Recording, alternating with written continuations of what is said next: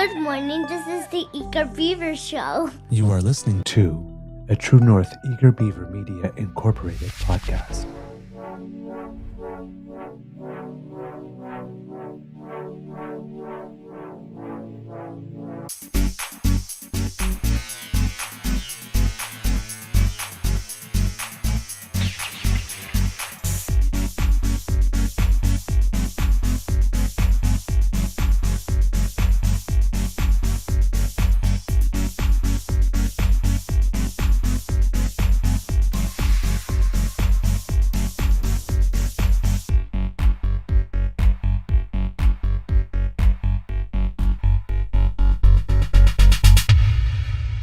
True North Eager Beaver podcasts are proudly brought to you by our founding sponsors, the Miss V Mysteries from Corvid Moon Publishing, your source for science fiction, fantasy, and cozy mysteries featuring a broad diversity of characters.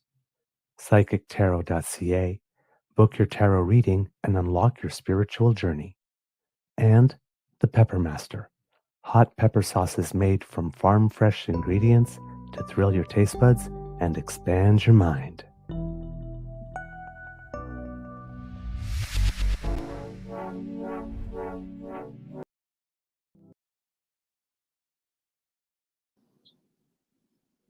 Well, good morning and hello, kids, and welcome to Season 5 and episode number 647 of the Daily Beaver Morning Show. 100% Canadian. Today, recording day is Wednesday, May 14th, 2025. And again, it is a gorgeous day here at the Beaver Lodge. Beautiful sunshine shining bright, gorgeous blue sky, not a cloud in it. Hope we'll get a little warmth to go with this, and it will be just a perfect spring day. I'm your host, the Eager Beaver, pronouns he, him, hey, Mr. Beaver, eh? And with me, as always, is my good friend, Mr. Grizzly.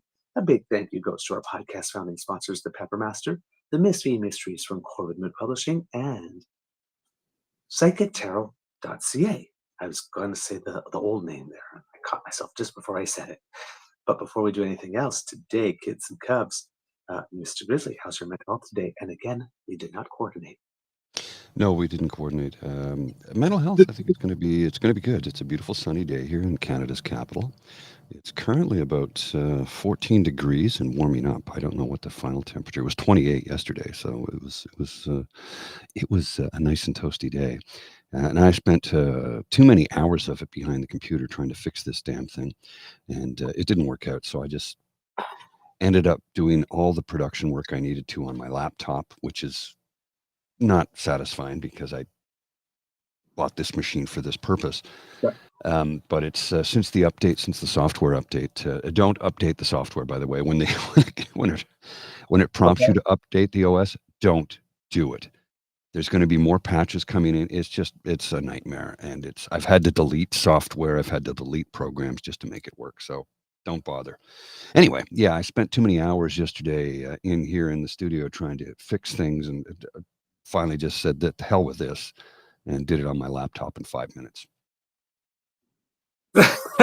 Yeah. I'm sorry. Hours trying to fix it. Hours trying to fix it with absolute frustration, swearing at it. For some reason, it keeps signing out all of my YouTube Gmail accounts. I have multiples, right? Because I have different. No, it keeps signing them out. It's like suspicious activity. What's suspicious about me signing into my own goddamn account? I've had to sign in to Restream the last 2 days. Normally, I just click the button and I come right in. I've had to enter the credentials the last 2 days, and there's something weird going on. Well, we're in 1080p. Yeah, but I had to create a whole new studio to do it. Right. Yeah. I'm like, what? I looked at another studio and 1080p. Okay, well let's go back to my. No, it's only 720. Okay, let's just create a whole new studio. We'll delete the old one. And now we're in 1080p. I'm like, I don't understand what the hell is going on. The other day I was doing some banking, and they gave me this form that they want you to fill out online, but you need like the Adobe Acrobat sort of like PDF filler. This, and it was not working because it wanted me to sign and date, and it would allow me to sign, but it would not allow me to frickin' date. Yeah. And this thing that should have taken 5 hours just to fix your signature and put a date, 5 minutes. Put your signature in and like this and put a date. Took me 2 hours to freaking figure out. And then I send it back. And after that, they look at me and they say, "Oh, we're so sorry. Your particular bank from which we're looking to transfer these funds require you to actually manually sign it. You need to print it out, sign it, scan it, and send it back."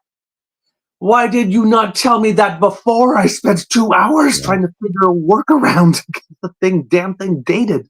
Yeah. Ah, You really do want to punch things, right? You do, because it's like this. Come on, it's supposed to make my life simpler. You're making it more difficult. I had to figure a workaround. I had to contact them because then when I sent it in, I didn't get something saying that we've received it. Like this, then they said, "Well, we did receive it, but we can't do anything because it's not dated." And I'm saying, "Well, your software won't allow me to date it." So I find a way to work around it by actually changing my signature block to the date and then putting my signature block as a date into the date square. I finally figured that out. This do that, and they sent it back, and then it's like 2 after that. "Oh, your bank requires an actual hard copy with a physical signature." I wanted to throw something through a window. They should list that at the beginning, like literally. If It's you like, bank, if you bank with, with, yes, like that's a huge oversight on their part. And how much time of your life did you lose wasting because of their ineptitude? well, like I said, Ineptness. 2 hours trying to fill Yeah. it out like this, and the transfer is supposed to take about like 20 days, right? So, and of course, now that we're like everything is email, I no longer. When I was in university, I had the printer scanner right next to Mhm. my big desktop computer, but I don't have a printer scanner. I don't remember the last time I printed anything Well, I out. print a lot of stickers, and yeah, But I don't like. I used to print like concert tickets or whatnot, but now it's just direct to phone, right? yeah. You get the QR code on your phone. I don't remember the last time I've actually had to print something. I've always been able to fill out something online and then send it back through. So it's like I don't have a print one. The last one printer, like I didn't get a new one, and it's like okay, now I gotta take this file, bring it somewhere to actually have it printed on a piece of paper, sign it like this. Then at that place, have it scanned so that it's a file again, so that I can send it. This is really freaking complicated all of a sudden. Yeah, you got to reach out to your bank and say, "Hey guys, it's 2025. Come Talk to on, come on, come into the each other. 21st century. Why are you making me print a document to sign it? I don't have any ink in my printer. I haven't used it in years." Right? Like, and I know lots of people are like, "I haven't used my printer." I actually, I ended up buying a I don't new know how to printer. hold a pen anymore. Well, I bought a new I printer last summer, right? And it's one of those Eco Tank style printers. And it was a really good deal. It was regular $3.99 on for I think $1.99. And I can print 7,000 full color photos, full page before I need to replace the ink. So I'm good, right? Yeah. My previous printer was a printer scanner, fax, blah blah blah, and I paid like I don't know $100 for it or whatever it was, and it was inkjet, and it was good, but ink dried out and it Yep. ran out, and it's Yep. like I'm not paying $40 in ink cartridges just so I can print a damn document. Yep. So I picked up. We were moving offices, and they're like, "Here's a laser printer. This is going in the garbage." I'm like, "Why? What's wrong with it?" They go, "Well, we're not using it anymore, so we're going to toss it." I'm like, "Can I take it?" They're like, "Yeah, go ahead." So sure enough, I got it home, ran it through the ringer, works. So I Yep. can print, but black and white only. But I don't care. That's fine. If I need to print a document and you need it to be in color, you can go to hell. A document? No, I'm sorry. I'm not printing a document in color because you like it that way. Don't charge me extra money. It costs me time and effort to do this. Come Right. on, you know. I know. I know. I know. So yes, get some Cubs. It's mental health month. Technology. Yeah, When it works, though, however, we love it, don't we? yeah. When it works, when it works. And today, particularly, because I know that there are a couple of kids and cubs in our audience who, like me, are former foster children, it is National Child and Youth and Care Day today. So a little early democracy, something that you do, because if you remember Kids and Cubs, many months ago, we brought to you stories about how in Ontario, there were lots of kids in care who were staying in Airbnbs and insect-infested motels, sometimes actually sleeping at children's aid societies. And in Ontario, certain parents with children with high needs surrendering their children to the Children's Aid Society because the money has not been put into the supports needed for children to be able to stay at home with their families. And parents who are desperate, not being able to provide those services, are handing their children over, saying, well, you guys have the services, so you help. And those services aren't there, even if they are in care, because the services are not there. They've just not been funded for anyone in care or out. So we brought you all those stories, and we asked you to write to Michael Parsa. At the time, I don't know if he still is the minister responsible for children, because there's a new government that was sworn in.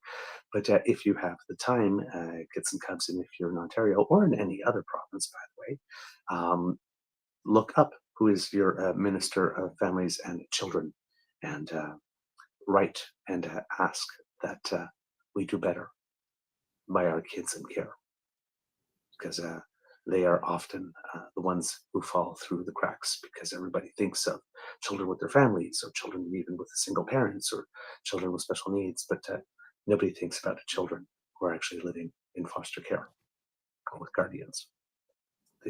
All the policies just seem to be written not for them. Clearly. So if you have time to put some pen to paper, given that it is National Children and Youth in Care Day, how about writing your elected representative and demanding better treatment for kids who are already starting life a little lower down the hill. All right. Kids and Cubs. Before we get into cabinet stuff, because it was cabinet, we have been talking lately about some recounts and things of the like. And we had reported that in the riding of Terrebonne, just one vote. One vote. It's crazy. Yeah. One vote. Made the difference. And it's a judicial recount. So judicial recounts are supposed to be final, and they're supposed to be unappealable.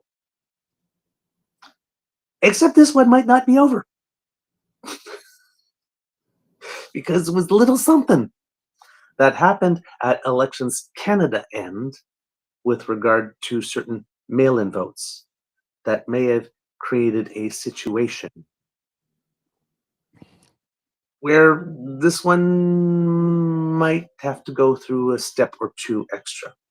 Mr. Grizzly, if you have the not over clip, there's a little segment of it. But yeah, it seems that there was at least one person, because one vote made the difference, that tried to vote, and her vote wasn't counted. A resident of Terrebonne in Quebec is wondering if her vote could have made the difference in the election. But her vote didn't count because her mail-in vote was returned to sender. It turns out that there was an error in the label with the address that was provided by Elections Canada for her. C'est Élections Canada qui a collé cette étiquette-là sur l'enveloppe. Fait que, tu sais, j'avais rien à remplir. J'avais juste à mettre mon vote là-dedans. Elections Canada says they are investigating and acknowledge that there was indeed a mistake and the postal code printed in the envelope was wrong. The riding of Terrebonne has gone through a vote count roller coaster, flipping back and forth between the Liberals and the Bloc Québécois. On election night, the riding of Terrebonne first went to Liberal candidate Tatiana Auguste by 35 votes. But after a standard validation process, it flipped to the incumbent Bloc Québécois MP Nathalie Saint-Clair-Desgagnés by 44 votes, which triggered an automatic judicial recount. A few days later, the results of the recount showed that Auguste had won by just one vote. That made international headlines, but angered Bossé. Moi, ça m'a beaucoup fâchée, surtout. Bossé says she's upset that her vote wasn't counted. J'ai voté pour le Bloc. I voted for the Bloc, she said, so maybe it was the vote that could have changed something. This professor says this situation has the potential to change the outcome of the election. Actually can be contested, the contested election provision. Elections Canada's contested elections process allows for any voter or candidate in that electoral district to bring an application for a contested election before a provincial or federal judge. The judge determines whether there were any irregularities and either dismisses the application or annuls the results of the election. The provision actually talks about corrupt or illegal practices and things like that. But I mean, this doesn't apply here. But what does apply here is the irregularity one, right? It says that if there is any type of irregularity that has an effect on the result, then the person can actually contest. The Bloc candidate in Terrebonne says she's now evaluating. So I don't know why we disappeared on that for some reason. There's weird stuff happening, but I'm still trying to figure out the tech this morning because it's just not working correctly. But that would mean a runoff election, would it not? Because it would be a tie if her vote. I would guess so, or unless there's other people in the district who also wanted to mail in and received that false label and had their things returned. Well, yeah. Hey, wait a minute. What about me? So what? Well, I hope they're able to counter vote because we encourage you to vote. Whether we like who you vote for or not is irrelevant. We encourage you to vote, and your vote should count. So it's been on time. Yeah. And her vote did not get counted through anything. It's not that she didn't fill out that she put the wrong address or that she filled it out wrong or did it initial something or something. It wasn't her fault. That vote should count. Yes, it wasn't her fault. So Elections Canada needs to get on this. They need to fix it and make it right, as Mike Holmes would say. Remember him? Make it right because it needs to be made right. And to find out if there's anybody else. Well, there could be, for all we know. Now, that means then, though, if there isn't anybody else, it's a tie. That means they'd have to have a runoff between the two candidates, would they not? Or do they run all the candidates? I don't know, because this has never happened before. I don't know. I don't know what they would do if they would just do a runoff with the two or just run a whole new election, just declare the election void and annul it and do another one. Have a by-election. Yeah, I don't know. Yee. And this is what Linda's saying. It seems odd that there would be one incorrect label. Come on, get up on the screen. There we go. It seems odd that there would be just one incorrect label. You'd think there would be a whole run of them. Unless only one person requested to vote that way. Well, that's possible too. But I would assume that if more than one, then everybody received the same label. Well, the idea behind vote-in, mail-in ballots is for those of us who, amongst us and the populace, that can't necessarily get to a ballot box, even in advanced polls. You know, you may be getting to the poll may be incredibly difficult for you. Or you might not be in the country at the time. There's a lot of variables. That's why mail-in ballots exist. Mm-hmm. So yeah, they need to fix that one. But as the song goes, non c'est pas fini, ce n'est qu'un début. Don't know that song. People in Quebec know that one. It's they had a reality show called Star Academy, which was people coming singing was like one of the theme songs of it. And basically the song, no, it's not over. It's just the beginning. I do remember that show, actually. I didn't know the song. From Brinks here, says she had the wrong postal code on the envelope. That's why it was sent back. Yes, but she didn't write the postal code. It was Elections Canada that stamped it on there, not her. Yeah. So the screw up is on their end. Yeah. Ooh, juicy stuff. Who says Canadian politics is boring, man? Nail biter. Okay. So that's the news. Of course, the recount in Terra Nova, the peninsulas, started on Monday. The judicial recount in, I believe it is Milton East, Halton Hill South, started yesterday. The one in Windsor Tecumseh Lakeshore will start on the 20th. So and we'll probably get results from the first one. They say it usually takes 2 to 3 days, so we might get some confirmation about Terra Nova, the Peninsula, sometime today or tomorrow. That one is currently held by a Liberal MP who won the riding, I believe it was by 12 votes. So that's why it went to an automatic judicial recount, because there were fewer than 0.01% of the votes, total vote cast in the election, that was separating first and second place. So that happens automatically. Hopefully we'll get results from the first one soon, the first of the three. Yesterday was Cabinet Announcement Day. And we're going to get into it, but first, a little image. Michael D. Adder had his overall impressions of what the cabinet was supposed to say. Well, and I think he's probably pretty accurate. Canadians send message to America. I mean, you know, Yeah.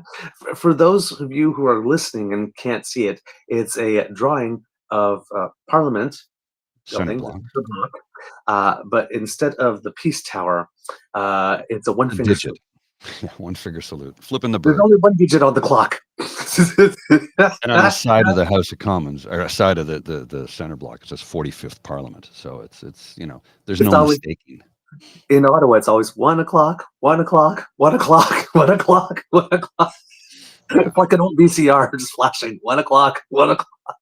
Well, 12, but yeah, in this case, 1. Yeah. Oh man, our editorial cartoonists, man, they're the best. Agreed. Are. We should include them in the trade negotiating team. Just drawing says it's like, oh yeah, you want to go with that? This is what I'm going to draw and publish. You sure you want to go with that? Because oh, you want to change your mind? Okay. Just want to give a shout out to Brinks. If you want to join the Damn Fam in the chat here on YouTube, you can go to the link at the bottom of the screen. It's not a clickable link. You'd actually have to type it in. I don't know if you're watching on a tablet, a phone, or a computer. But yeah, if you want to join the Damn Fam chat, because there's lots of people in here having a nice conversation. If you want to join, because I can post your stuff, I can see your comments, and I can post it, but nobody else can see it unless I post it. So, because you're watching on Twitter, so, or X, if you want to call it that. I still call it Twitter. I'm sorry, I'm still going to call it Twitter. Same here. Yep. Simply because he wants to rebrand it doesn't mean we have to follow. That's right. Do not obey in advance. It will forever be the share. So there you go. All right. So we get to cabinet, ladies and gentlemen. Mark Carney made some announcements, and then we got some reaction. Overall reaction from the punditry seems to be pretty positive. Some pundits have made some comments that are rather valid about certain things, such as, for example, there's a difference between forming a cabinet as a party leader. Like this now, of course, if you're forming a cabinet, you're always prime minister. But when you're the prime minister and you're the party leader. So there's forming a cabinet as a party leader, and then there's forming a cabinet as the leader of a nation. Sometimes what the nation needs can sometimes cause some problems internally for you as a party. So there was a lot of people who were left out of this cabinet. For example, Jonathan Wilkinson, who is the Minister of, I believe, Natural Resources and Energy, who is very skilled, very able, very competent, was thinking of running for the leadership, but decided not to, was one of the first people to endorse Mark Carney, and was left out of cabinet. And based on the word on the tweet, none too happy about that as well. So there are a couple of people that are not happy with the fact that they've been left out. There are a couple of people that have made some statements online that could be considered to be a little bit undercutting. But, lots of people with big feelings on a day like this. So that's kind of natural that some of these things would happen. So there's obviously going to be some caucus management. There are 11 people who had portfolios before who do not have one now. One of them, Kamal Kara, is because she was not reelected, so that one was kind of easy. But the other 10 are still with the party, and they did not get the call up this time. So I'm sure that there were talks and stuff that happened before when it was announced. But I'm sure that when you're coming into your administration, it's not like you can have like 3 or 4 hour conversations with everyone. You go through all the feelings and help them process them. So some people, Nate Erskine Smith, for example, who was brought into cabinet by Trudeau near the end as housing minister and was doing a good job because he also ran for the leadership of the Ontario Liberals and had his housing plan in that context. And people saw, Martin Crombie saw some good ideas in that, and she took it, and then Trudeau saw some good ideas and then elevated him. And then Mark Carney kept him as the housing minister in that sort of like interim cabinet in terms for the election. So we thought he would stay, but nope, he's gone. No, and he's voiced his opinion about it, which I don't think that was a good idea, dude. Like, I understand what you're feeling. I get it, but you've assured yourself you will not have a cabinet position by doing what you did. See, and here's the thing that's my thing is I read it first and I'm thinking, oh gee, man, I'm really sorry this happened, because I mean I would have loved for him to stay there too. I mean he did in terms of developing the plan. But it's like, stay strong, look this, when you're in government, there's always going to be a cabinet shuffle at some point. Like, you might get the call up. He's assured himself of not getting one now. And then that's it. He may have assured himself of not getting the call up. So there are certain people like Nate Smith. Let's say it is a 2-year government, because we'll go back, because he doesn't go get himself a majority somewhere along the way and something happens. Would not be running again. And if it does if Mark Carney does somewhere along the way secure a majority, this is probably a seat that he might leave a year and a half and then have a by-election or something, because he did not want to run again. There's also the possibility for Nate Smith as well that there could be a leadership review within the Ontario Liberal Party, and the Ontario Liberal Party decides not to keep Bonnie Crombie, and that position opens up again for him. Which could very well be the case. The first time, how do you like me now? Because he would be good. Now, other people have made the point, though, however, that it's almost better that he's not in cabinet, because then he can continue being the maverick that he is. Another reason that Nate Smith might be feeling a little slighted, however, is because Nate Smith has a podcast called Our Commons. I think that is very, very popular. And he also had Mark Carney on pretty much as soon as he came on board, and said that he was do this kind of stuff, or as soon as he became leader. I can't remember which one it was. So very early said, hey, new guy, come on over here. Let's see what we can do to get you some profile and all that kind of stuff. And yeah, got dumped. There's another person, Terry Dogood, who also came in. I think I'm not sure if he came in with Mark Carney's sort of a shorter cabinet or with Trudeau's, but had a position in there as Minister of the Environment. Already did some decent work in that on the day that Danielle Smith met with Mark Carney and sabotaged him by having that little embargo press conference, and then releasing basically a hostage demand list of 9 things, most of them which are impossible or unconstitutional or something the purview of the Prime Minister to do, or else she would hold the country hostage, which she is doing. Because she's an adult. Yes. There's a little news on her. Turns out that Peter Guthrie, the MLA, who had some issues with the Athana Metsalopoulos AHS thing, and wanted that process to go through, and then Danielle kicked him out of cabinet.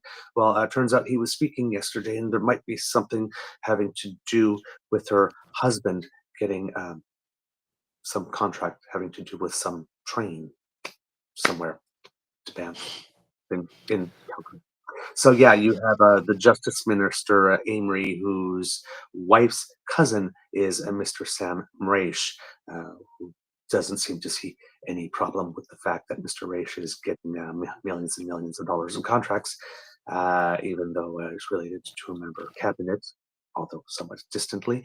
And now it would appear that the husband of Danielle Smith has gotten some inside tracks too. Danielle Smith, of course, got very, very, very upset and stood up in the legislature today and demanded that the slander and smears stop, because all of a sudden she has problems with slanders and smear when it lands at her doorstep. Now she wants the slander and smears to stop. With the insinuations and the innuendo. Now she wants it to stop. Because it's Hypocrisy. Thy name is Danielle Smith. from the Department of, you can dish it up, but you sure can't take it, can you? Yeah, no kidding. So there might be some stuff going on there.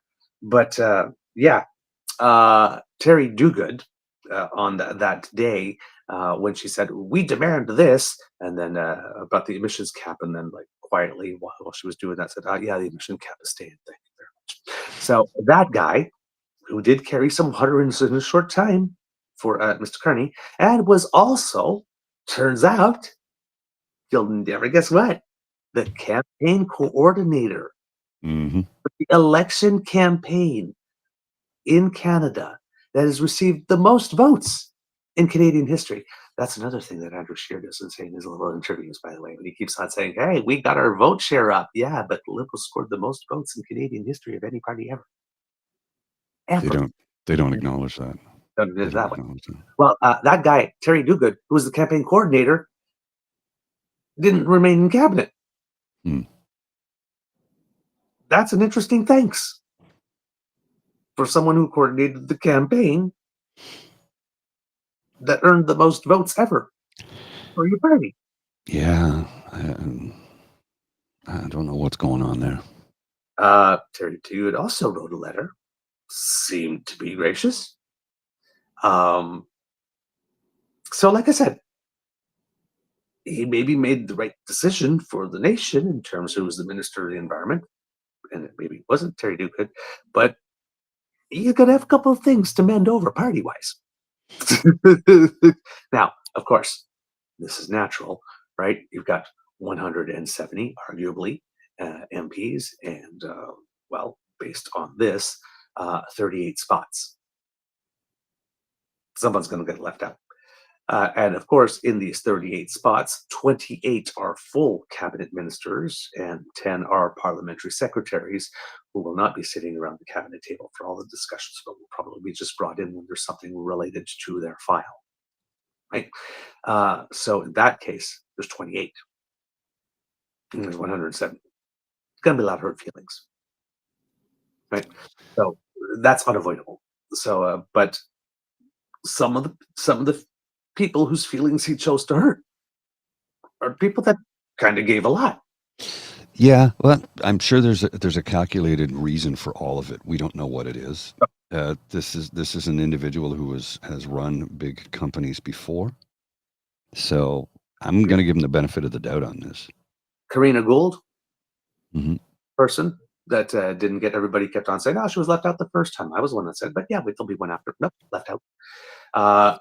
Wondering if the reason that Karina and Nate were left out is that they're a little more on the left side of the party. Karina supported a UBI, even though Mark Carney in literature has stated that he supports it, and Nate Smith is a little more social justice. And maybe Mark Carney is just trying to give the Conservatives absolutely nothing to bite on whatsoever by sending no signals that his cabinet is leaning left in any way, shape, or form. Possible. It might be a strategic thing. I'm not sure how good that's going to do because Conservatives complain no matter what. Right? Danielle Smith is already not happy with the new environment minister, even though I have no idea who she is. But Danielle Smith really knows who she is and has a lot to say about her already. Of course, Danielle Smith, like I said, needed to distract from the fact that her husband might be on the takes yesterday. So it's maybe very convenient that Danielle Smith already hates the new environment minister. It may have, Mr. Brusen, just between you and me, that might have nothing to do with you. Just, it's her, not you. Just yeah. So you, especially yesterday. She was a little testy yesterday. She was a little touchy yesterday. A little bit. Danielle was a little touchy. So it's not personal. It's not personal, Julie. Okay. So I have a couple of tweets here before we get into it of conservatives showing us they can change. Yeah. Just a second here. A couple of things in the background. Conservatives can change, can they really? I don't know that that's actually true, to be honest with you. Hey there, Nathan. Come on, man. I can change. Let's play.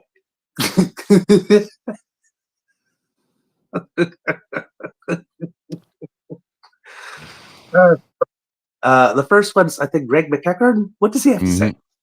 The Conservative leader's comments in response to the cabinet are very 2024. Also, everything is bad. Cabinet is broken. Que ça change. How many times do we have to say that Pierre has not evolved since University Debate Club? There is no second act. What is Greg? Yeah. Okay. How about the next one?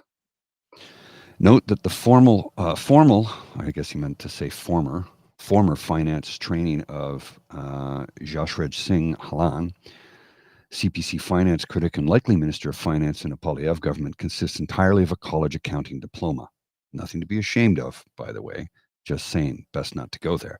And that's in response to Don Stewart, who said, note that Mark J. Carney has appointed a finance minister with no formal finance training. This makes 4 in a row. Okay. So what? Now, Don Stewart is the guy that won that by-election in St. Paul's. Mm-hmm. He did not get reelected. No. My guess is that commentary like this has something to do with the fact he did not get reelected. Because if we're talking about ministers of finance, Jim Flaherty, who was trained, didn't see the 2008 recession coming and missed a government deficit forecast by $50 billion. Stephen Harper, who allegedly was a trained economist as a prime minister, steered us into a second recession coming down from 2008, whereas Chrystia Freeland, allegedly untrained Minister of Finance, actually got us out of the worst economic crisis we ever had in our history, and did it without creating a recession, and actually managed the mythical soft landing, of course, with some help of Tiff Macklin, the governor of the Bank of Canada. So, so we got 4 finance ministers in Canada that do not have financial background, but when you presented us with some who did, conservatives, yikes. So that's not all it's cracked up to be. And number 2, do we seem to forget that the Prime Minister of Canada is probably the most competent person with regard to finance we have ever had in the history of the nation? All they have to do is the finance minister is going, I'm not so sure about this. And their support staff, which does the work, by the way, they can just call the PM and go, could you have a look at this? Because I'm a little off on this one. Could you have a look and let me know that I'm doing the right thing here? When was the last? I mean, we have had, I believe, one Minister of Defense that had actually served in the military in Canada's history that I'm aware of. One.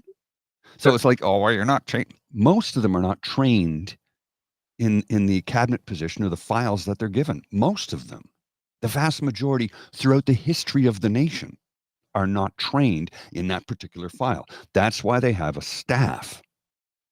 You understand that you might be the Minister of the Environment and know nothing about environmental studies. Mm-hmm. You don't need to. You learn the file while the support staff that you have brings you along. Oh, and there's also these people in the parliamentary library called librarians that do all that research for your team. I have a friend who is a parliamentary librarian. Yep. That's what they do. They do the research. They give you all the information so you can make an informed decision. None of them seem to understand how this works, or they know how it works, but they want to keep Canadians in the dark. They continue to gaslight and lie to them so that you will believe the bullshit that they spew so that you will vote for them next time. Yep. I mean, we just saw them do this just the other day when they spewed off on things that were not federal jurisdiction. Yep. They did it for the last 3 years. Yep. They're banking on you not knowing how. Yes. So that's why this is what they do. One of the many reasons we have a show is so that we can inform the public. We can get the actual information out there that people need to know to make an informed decision. Hey, I might not even like the decision you make, but you've been informed. You use your own conscious and your own thought process. Hopefully you have critical thinking skills, and then you make your decision. Right. Do you have the last 2, Mr. Grizzly? Changing? Wait, hang on a sec. The dread points. Don Stewart, Yeah, the one after that. Pierre. There's two Pierre clips after that. I think there's two. There's after in the list I sent you 5. The Dread Tory with the one that had Don Stewart was the 3rd one. So I think we're on the 4th one. Hang on, I'll bring it up. It's taking a while to load here this morning because Twitter's being finicky. I don't know what's going on. I'm pretty sure I already read this one, but maybe not. And it's not loading for some reason. I think the last 2 have some clips of Poilievre embedded. Yes, they do. They do. Yeah. The Don Stewart one. Oh, no, we already did that one. Yeah, so it's the one after. Yeah, I'm trying to get it to load. So let me just repurpose it and see if I can get it to load. Okay. So for the kits here who are listening here, Pierre Poilievre, of course, responded. A lot of people making jokes about how Pierre Poilievre had got his pass to be in Parliament. Able to do that scrum from within the walls. It's like people going, "Who let him in? He's supposed to be here." It's Courtney. Courtney is the. Yeah. It's also no. Yes, okay. Here's where the confusion. Here's where the confusion lies. Courtney's tweet also has a video clip. That's where I was confused. I did have it up and ready to go, but we weren't communicating correctly. So just give me a minute here, and I will bring that up for you all to see. So it starts off. Yeah. What the hell just happened there? Oh, for Christ's sake. Don't worry about it. Don't worry about it. Don't worry about it. I got it. I got it under control. So Courtney Theriault tweeted this. CPC leader Pierre Poilievre asked about an approach he'll take with the Liberal government. Says he will celebrate if government adopts good CPC ideas and fight against any ideas that go against the good of the country. Says he's in it for the 8 million people who voted CPC and all Canadians. Which you responded with. So in other words, ignore what you ran on and that for which people voted and put our plan in place instead. There's more of that growing and learning. Same old from Pierre Poilievre. And I'll show you the clip now. Let me just go full screen on it here and have a look at this. I stand with a man when he stands right, and I stand against him when he stands wrong. So let's see what the government does. The previous government, to be frank, was a disaster. And so we had every reason to oppose basically everything they did. But here we are, a few weeks after the election, where 8 million people vested their hopes in me to deliver for them.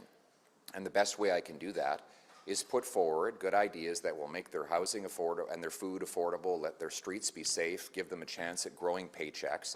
So when we put forward good ideas and the government accepts them, then we're going to be celebrating. Where the government acts against the interests of the country, then we will fight tooth and nail to stop them. So we will fight for the 8 million people who voted for us, and we will work with anyone that will deliver gains for those people.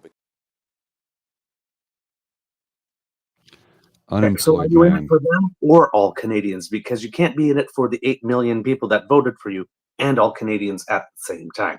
Yeah. That attitude. Just. Right? Now, here's the thing.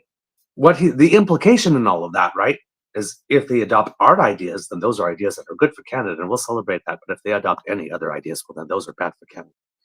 So while he's said that the other party we had to oppose on everything because they were a disaster, he's literally saying we're going to oppose them on everything unless they adopt our ideas, which that's been Pierre Poilievre and the Conservatives thing. Every single budget has been abandon your budget and adopt ours instead. We're going to hold until you adopt our budget instead. It's like, so in other words, there's no change. Yeah. Hey, Liberals, forget everything you ran on and everybody else voted on and just put our plan, the plan that everybody laughed at, particularly the costing, instead. And then you'll have no problem with us. That sounds like the same old Conservatives. Yeah. That sounds like Danielle Smith having her hand up Pierre's butt. Or Stephen Harper. Federal Liberals, do what we want and everything will be fine. Institute our provincial policy program. Substitute your federal policy with our provincial one, and everything will be fine. You'll have no problems with us whatsoever. That's bullshit. We'll still have problems even if we did that because they live for the fight. Daniel Smith is different to drama. His line of "We will make your food affordable." Hey, well, how are you going to do that? Unless you're going to grow it for us and give it to us for free, you're not going to do that. So you nationalize the grocers, which is not going to happen because they're the ones who pull your strings. They're your puppet masters, as evidenced by what took place in Ontario with a certain drugstore chain owned by a certain grocery chain, how they did med checks for prescriptions costing the province, what was it, 61 million? Yeah, something like that. In bullshit charges? Yep. Yeah. And this, of course, was his tweet. Today's cabinet proves Liberals offer more of the same: more inflation, more costly housing, more crime and drugs. There's nothing to support that statement. Nothing to support that statement whatsoever. And again, if this is change, I'm not hearing the change from what he was saying before. He's saying the same thing over and over again. It's a broken record. The record's skipping. Conservatives will hold them to account while pushing solutions to give people back their lives and country. That's exactly what you said during the election. Everybody rejected it, and you were rejected. That's what you've been saying for the last 2 years, buddy. 3 years. Do you want to run this clip? No, because it's nearly 8 minutes. Screw that. Okay, thank you. I didn't want to run it. I really didn't want to run it. No, listen. He gets his thing shown when he starts saying things that were different than he said before, because he promised he was going to learn and grow. If all he's going to do is give us a summer rerun of everything he's been doing for the last 3 years, I'm sorry, I'm not interested. The whole reason that we are all agreeing, even though we don't want to spend another $1.7 million so that you can get a do-over and a participation trophy, young man. Mm-hmm. Unemployed man holds a press conference. Nobody cares. Right? It's like, we're doing this. We're spending this money that we do not need to spend because you will not accept a result. We're doing this on the promise that you can grow and learn. We know you can't. You know you can't. Because you've shown no evidence of it in 20 years. I want to share this from Uncover the News, who reposted it on Blue Sky. PM Carney's cabinet is out, and it's purposeful. Meanwhile, Poilievre held a press conference because, well, he's unemployed, irrelevant, and needs attention. And the response to that is Poilievre's new slogan: "I'll twerk for work." Damn. Which is effectively what's happening.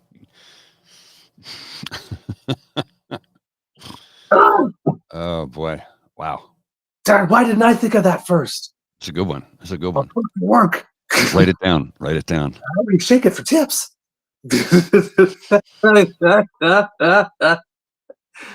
you my work's better than Pierre's. Well, and this comment from Tim McCaffrey here is absolutely right. It is a dog whistle. Give you back your country is just code for we'll get rid of immigrants. Yep. It is. It's coded language. Yep. And he's speaking to, you know, the riding he's about to run in was the last place in Canada where yes, the KKK was KKK disbanded. held a rally. Yeah, they were disbanded, but yeah. Canada first. Not Canada first, Canada last, Canada always. Just Canada first. Just the first third of the Laurier quote. Yeah, who used to say that? Quote. The KKK used to say that. Yeah. America first. Remember, Canada. Remember, kids. Remember, kids and cubs. If you only use the first third of the Laurier quote, you're quoting the KKK.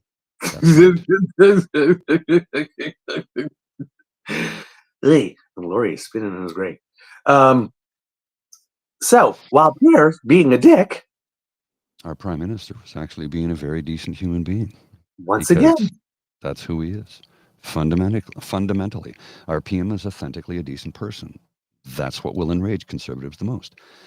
Leaving a post-cabinet party for staff at the Met, the Metropolitan, which is a restaurant in downtown Ottawa, PM Mark Carney stops to greet a tour group from Buffalo, New York, apologizes that they had to scrub their planned visit to Rideau Hall this morning. I assume they're from Buffalo, New York. Maybe they weren't. I don't know. But let's play this video. The audio's pretty hard to make out, but because it's in a very busy restaurant. The Metropolitain is a Parisian-style restaurant in downtown Ottawa at 700 Sussex, right where they had staged a big party and a DJ every night during the convoy. Yes. Oh, that's some of the most expensive real estate in the city, by the way. Yeah, the That's old the Daily condo Beaver. building. Yeah. Yeah.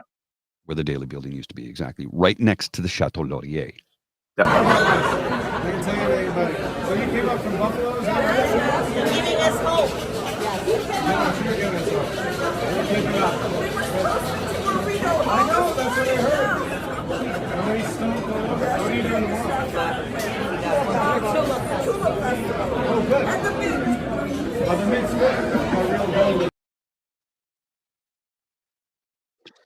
Like I said, it's hard to make out the audio there, but he, he's like, so.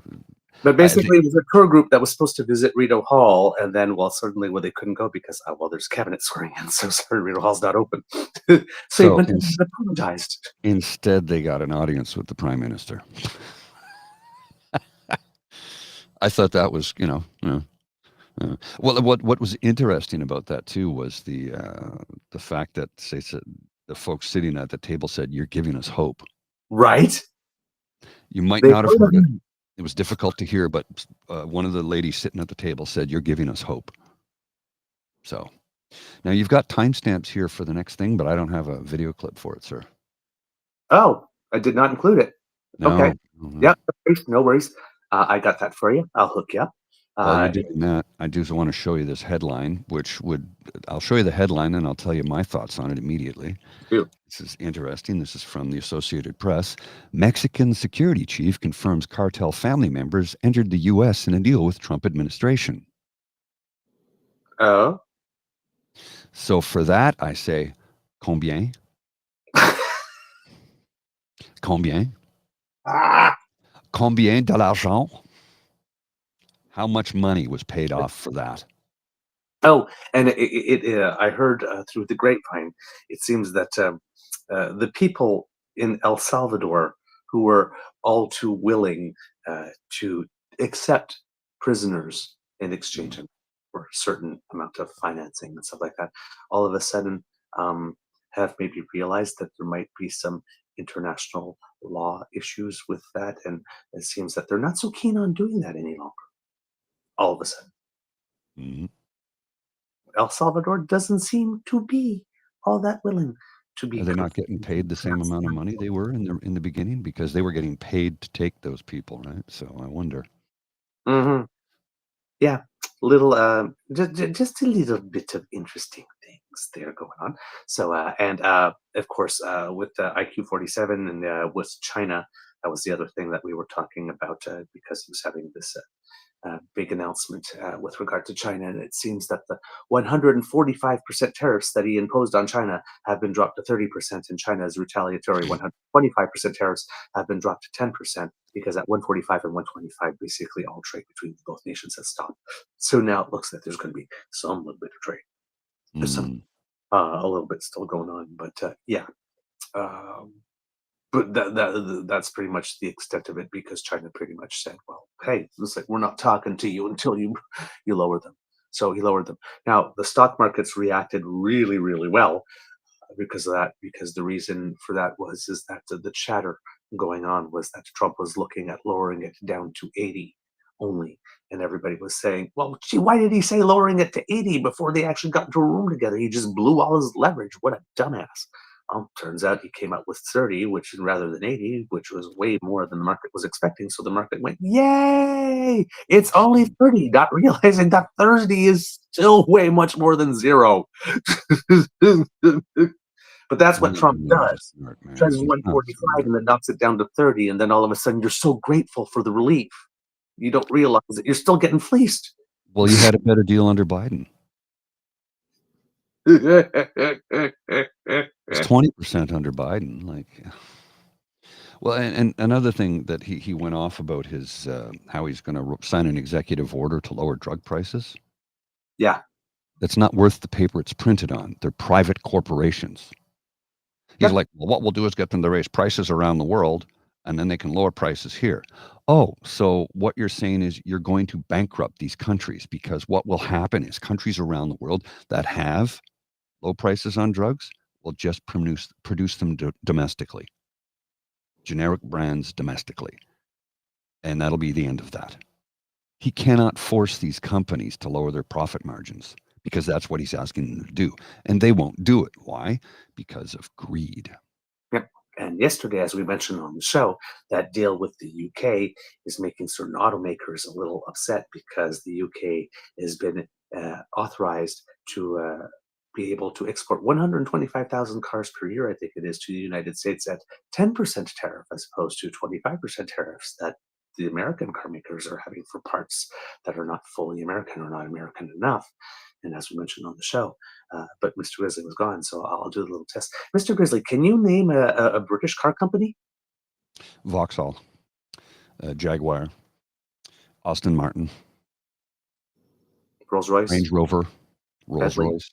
Yeah, Bentley. Yeah, there's Yeah, I lots. wonder why those cars are suddenly less expensive to buy. Yeah. Wonder who buys those cars.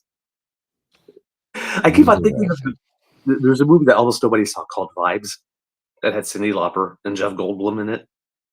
Never saw it. Almost nobody saw it. Yes. But at one point, like this, they're running a scam, and they're in this restaurant somewhere in South America, and then they start arguing. She says, "Just argue with me." She goes, "Is not is two, is not is two, is not," like this. And then she gets up and she goes to a really rich man. And she goes, "Excuse me."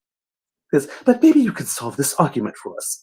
In a Rolls-Royce Corniche, the bar opens left to right and not right to left. Is that correct? And then say, "Ooh, somebody knows what she's talking about." Right? So, that's all I heard. I could see that scene in the movie. Right? I'll have to check it out. Maybe you could solve this argument. So yeah, okay. Getting back to the cabinet stuff. Two little moments from the ceremony that we want to show. One, basically the arrival and the welcome. This gentleman here is the official secretary for the Governor General. It's actually an extremely important job. I dated someone who was in the diplomatic corps who applied to get this job. It is very, very, very prized, and not just anybody can get it. So this gentleman, even though he's a secretary, his title, don't be fooled. This is a very, very high level diplomat. Okay. Pour débuter la cérémonie, veuillez vous lever pour accueillir les ministres désignés, les secrétaires d'État désignés, le Premier ministre et leurs excellences. Prime Minister and Her Excellency the Governor General of Canada and Mr. Whit Fraser. Oh, there's Adrienne Clarkson.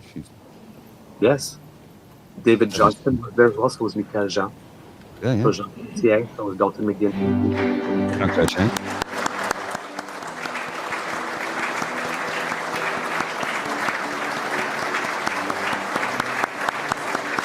As if you're listening at home, this is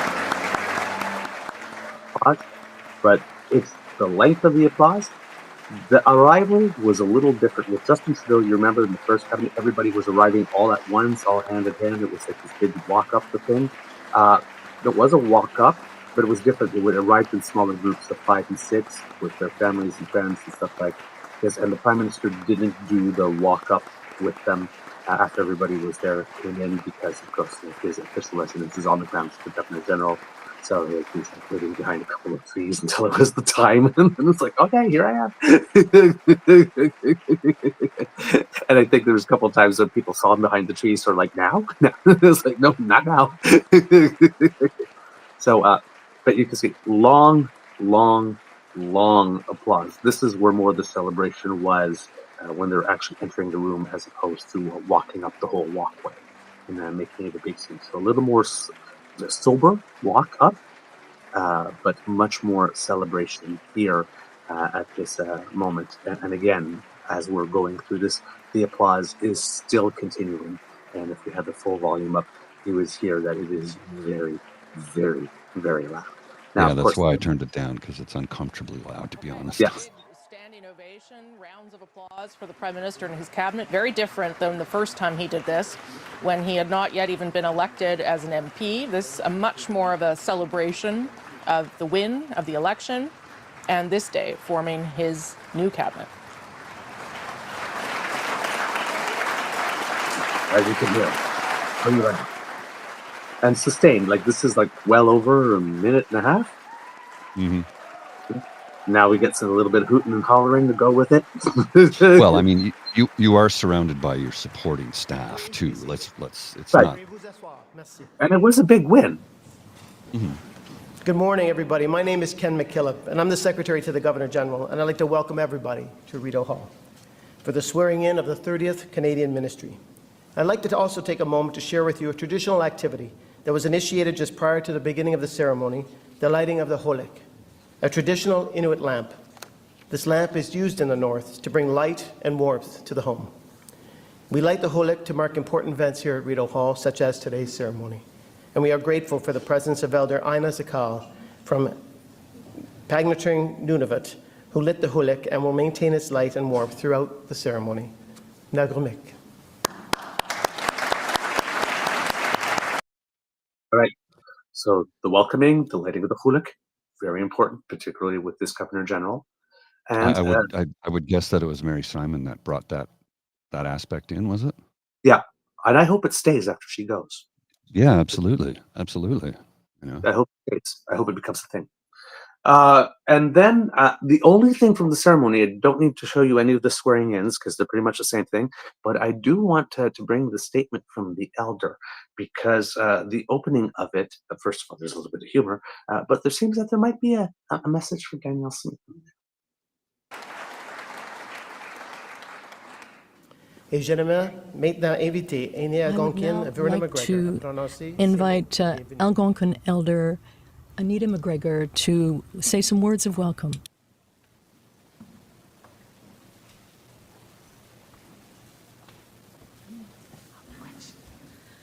Oh, miigwech kakina, bonjour tout le monde, hello everybody. Oops, just gonna. This is like a reunion, our bi-monthly meeting. I'd like to welcome you to our traditional unceded lands, and for those of you who don't know what unceded means is that we never signed treaty, and this goes back to the Royal Proclamation of 1763. So when I come here too as well, I find it very special because this was an important meeting place too prior to contact, and we would meet and talk about what's going on the land, similar to what we're doing and the responsibility that all the ministers in the cabinet have today. I also bring my eagle feather. And our understanding is the eagle soars highest and has a higher view. And that's also the responsibility also of governance, to have a higher view, to project, because we're also here for the next 7 generations. And one of the biggest teachings too as well, I always bring this, is the spider, the interconnectedness of everything on the land, but also as a global nation too. So one of the biggest teachings too is what we do to the earth, we do to ourselves. So that's a big responsibility. So I'm going to honor our ancestors with a little prayer to welcome everybody. And I say, miigwech. On Jennigash Tochama Dose Conche no go mammy cooking up a mods jigton as well goje. Schwemish no in abigus. Miguechoji cooking a gagishan don oje mom de gain in the Kimenon. Skaki question cousin in the Kimenon. We don't go cooking up a mods jig conje and Agadwab on cooking a gutchin in the Kimenon. Miguechoji cooking a ete kijigo keeses to be keeses a shijunung shuck. We don't go no gusnon or jen Agadwab on cooking a gutchyat nibi. A shiz nimishomsinon.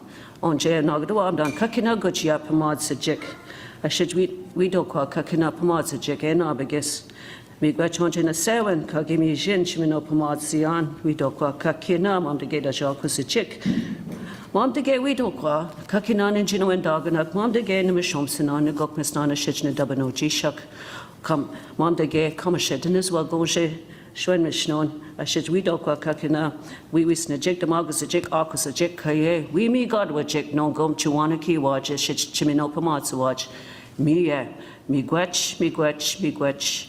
And again, as I said last 2 months ago, me gwetch is thank you in Algonquin, and I say it 4 times because this area is so special because it's the confluence of the rivers coming together, and it reminds us too as well that we also, our responsibility is balance, and the balance of the elements and the interconnection of everything. So, miigwech and congratulations to everybody. Merci. So, and for those who are a little less familiar, 4 is very important in Indigenous culture, right? 4 seasons, 4 peoples, red, color, black, and white. You'll see that a lot. The 4 directions: east, north, west, south, that type of stuff. 4 seasons. So 4 miigweches for all of that. Right. So yeah, a little bit of a history lesson here, right? Royal Proclamation, what unceded means, pre and post contact, right? So just often in Indigenous culture, things can be bold and in your face, like we saw the press conference where the gentleman took Bill 54 and threw it on the floor. So, nah, that's not happening on our territory. And then there's the more subtle opportunities for education. This was one of them. It was very, very, very well done. So, wanted to just present that because, it is a national thing, right? But we do have Danielle Smith threatening the Prime Minister, threatening all of us, essentially, with a national unity crisis. And so there's no lack of people that are willing to tell her exactly what time it is. Mm-hmm. Mm-hmm. Indeed. More boldly, and some more diplomatically, which she's still being told. Make no mistake about it. All right. So after that, they asked for the consent of the Governor General to be able to continue with the ceremony, and they did. The new cabinet, if you're counting everyone, including the Parliamentary Secretaries, is comprised of 38 people. So, of course, this allows some people to say, well, it's not much smaller than the Trudeau one, really, if you're counting everyone. But this government, as opposed to the Trudeau government, who everybody, basically in the 2015, he said, because it's 2015, some of the criticism of the gender parity cabinet was that if you were looking at what was traditionally considered senior position with the cabinet, there were fewer women. Right? Trudeau kind of gotten away from the parliamentary secretary. Everybody was just made a minister on an equal, regardless of the portfolio. So he did have a gender parity cabinet that way. But if you were looking at the main responsibilities and whatnot, maybe not. So a lot of people were wondering, well, in this case, how would it be different, especially since he's going tiered. So in the 28 that are the inner circle of the cabinet, he's got 14 men, 14 women. Full gender parity. In the 10 secretaries of state, not full, 6 men, 4 women. So he's just off gender parity on that one. Darn close. I don't mean to cut you off, but I do have to run. Okay. Wanted to ask you a quick question, though. Did you bring your wireless mics with you? Yes, I did. Okay, because once I jump off, you should plug it in, and it'll sound better for everybody, because you won't need to listen to me because I won't be here. All right. If you can gab for a couple of seconds while I'll do that. I did want to share something here that I thought was interesting. It's a little outside of cabinet talk, of course, but it's still important when you consider it. It's the separatist release potential, Alberta. Let me just. I'm gonna mute Mr. Beaver here while we're. There we go. Separatist release potential referendum question and expect Danielle Smith to join the cause. And the question is, do you agree that the province of Alberta shall become a sovereign country and cease to be a province of Canada? Yes or no? Jeffrey Rath, a lawyer for the Separatist Alberta Prosperity Project, released his group's proposed question for a potential referendum on Alberta separation at a Monday news conference. An Alberta separatist group on Monday released a referendum question. I'll stop sharing that and just go back to reading it to you because you don't need to see all that stuff on the screen. But it released a referendum question on an independence from Canada that it will petition to get in front of provincial voters, but only once it has garnered support from 600,000 Albertans. That's more than triple the number of signatures the Alberta Prosperity Project would need under a new United Conservative Party government bill that makes it much easier to force a referendum on the ballot. The group also said it would push Premier Danielle Smith to allow a separation referendum later in 2025 instead of next year, as she suggested. They said a critical mass of separatist UCP members can persuade the Premier to fast-track the referendum and to join their cause as well. The thing that this group of individuals seems to insist upon saying is that they will maintain the Canada Pension Plan. They will also get to keep their Canadian passports. They don't say what kind of money they would use, and they believe that they will have the right to continue to use the Canadian military however they see fit, which isn't right. Anyway, I got to go. Mr. Beaver, the floor is yours. Thank you so much. Well, you have to change your mic setting. It's I not. know. I know. I just had to. Oh, okay. Yeah, I got you.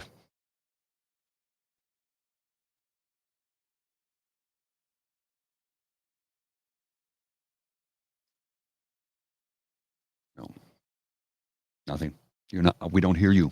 We don't hear you. We don't hear you. We don't hear you.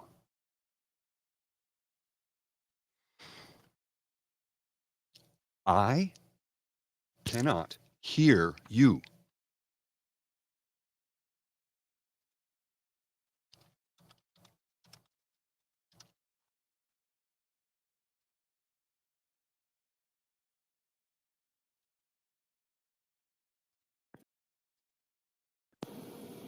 I can hear you now if you speak.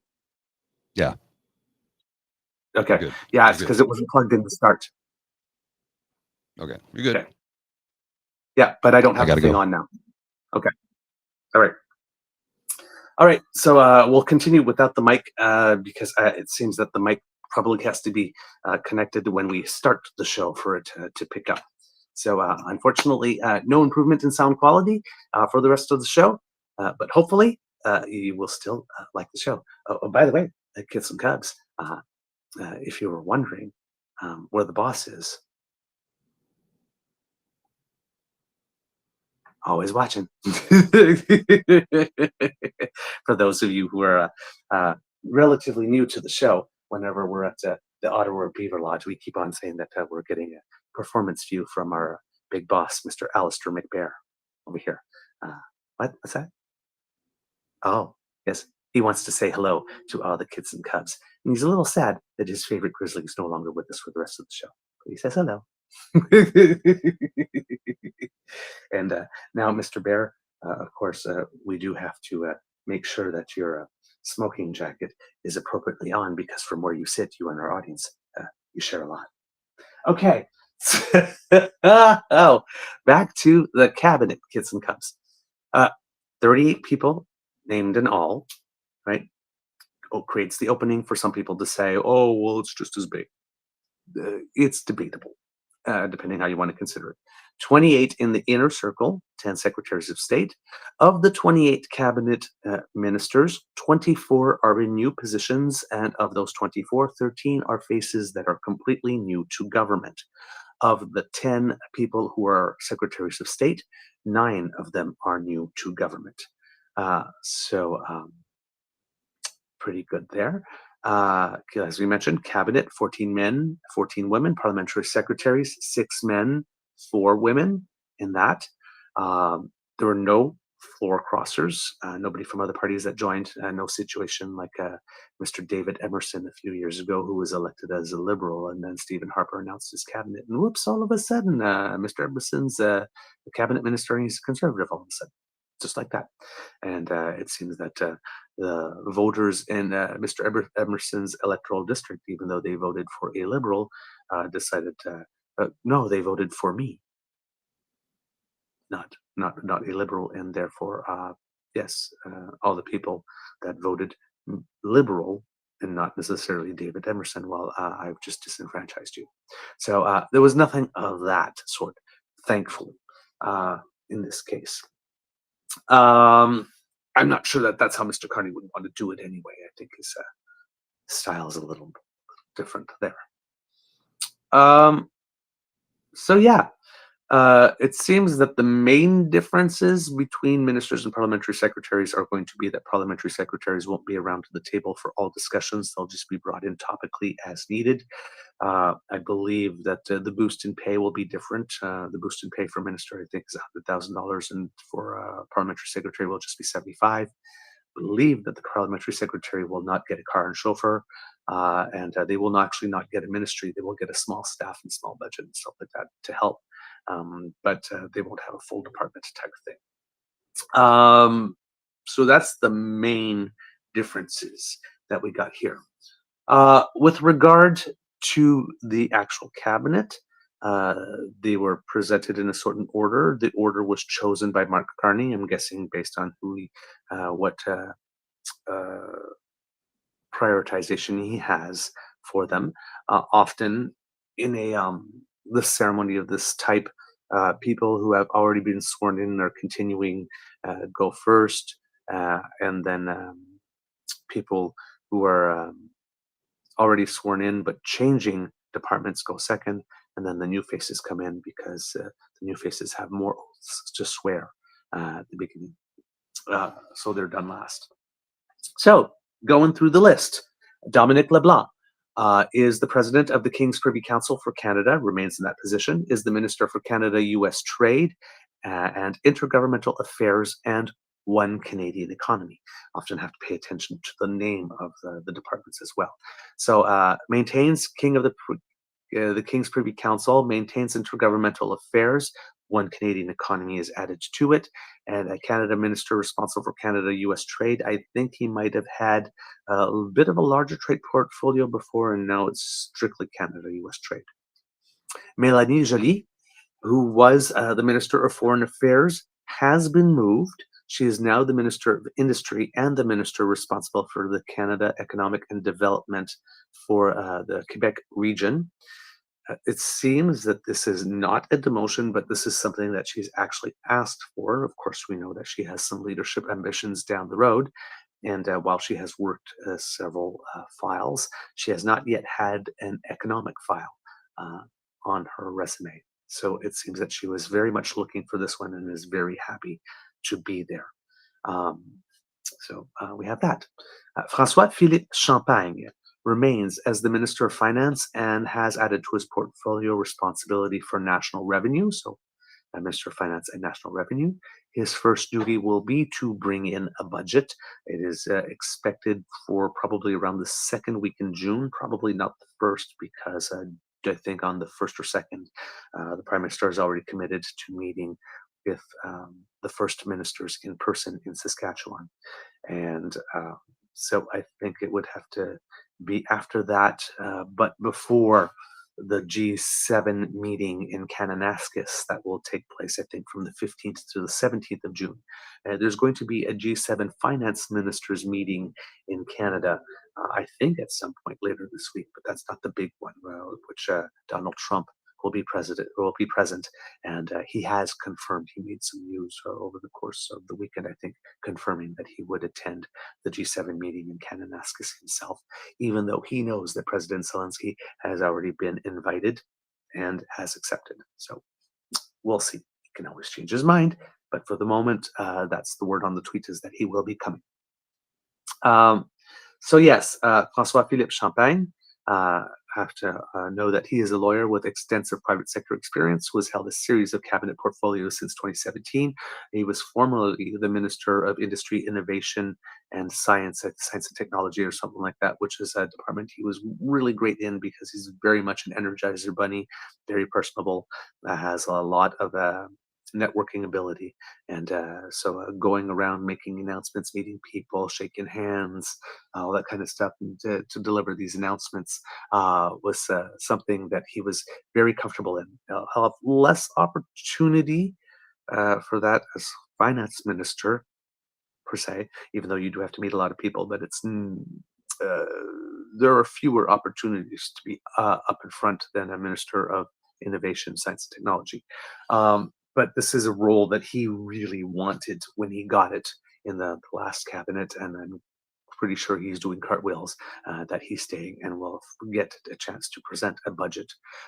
How much of the budget will be his, how much of the budget will be Mark Carney's really is is a question. A lot of people have been making the comment, as we saw in some of the tweets there, that, oh my God, I can't believe they put a finance minister with no finance experience. Well, I mean, okay, fine, he's got the best coach, but we've had finance ministers with no finance experience before. Some of them have been good, Christian Freeland. Some of them have been not so good, Bill Morneau, right?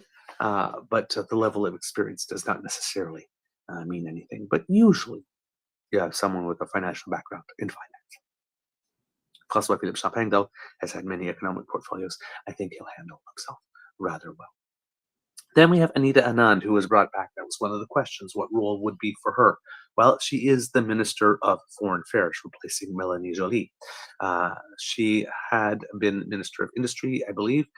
She has held many ministries. So she's been Minister of Defense, Minister of President of the Treasury Board. She has been in charge of procurement. And has done an exceptional job in pretty much every single one of the portfolios. So finally, she's getting a big position that she has really, really, really earned an opportunity to be on the world stage.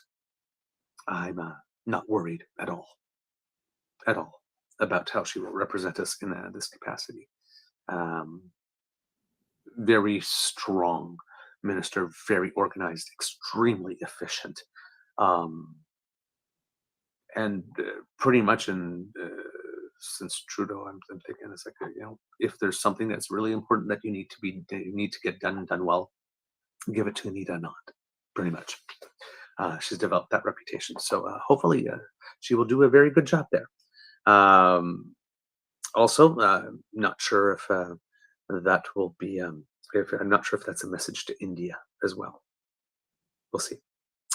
Patty Hajdu is now the Minister of Jobs and Families and Minister responsible for the Federal Economic Development Agency for Northern Ontario, which is quite fitting because she is an MP from Northern Ontario, from the Thunder Bay area. It's nice for her to see get this type of portfolio. She's done pretty well in all of the jobs that she's had, but she's had more of the more motherhood, touchy-feely type stuff, some Indigenous portfolio. I believe she used to run a women's shelter back there. So very much in terms of,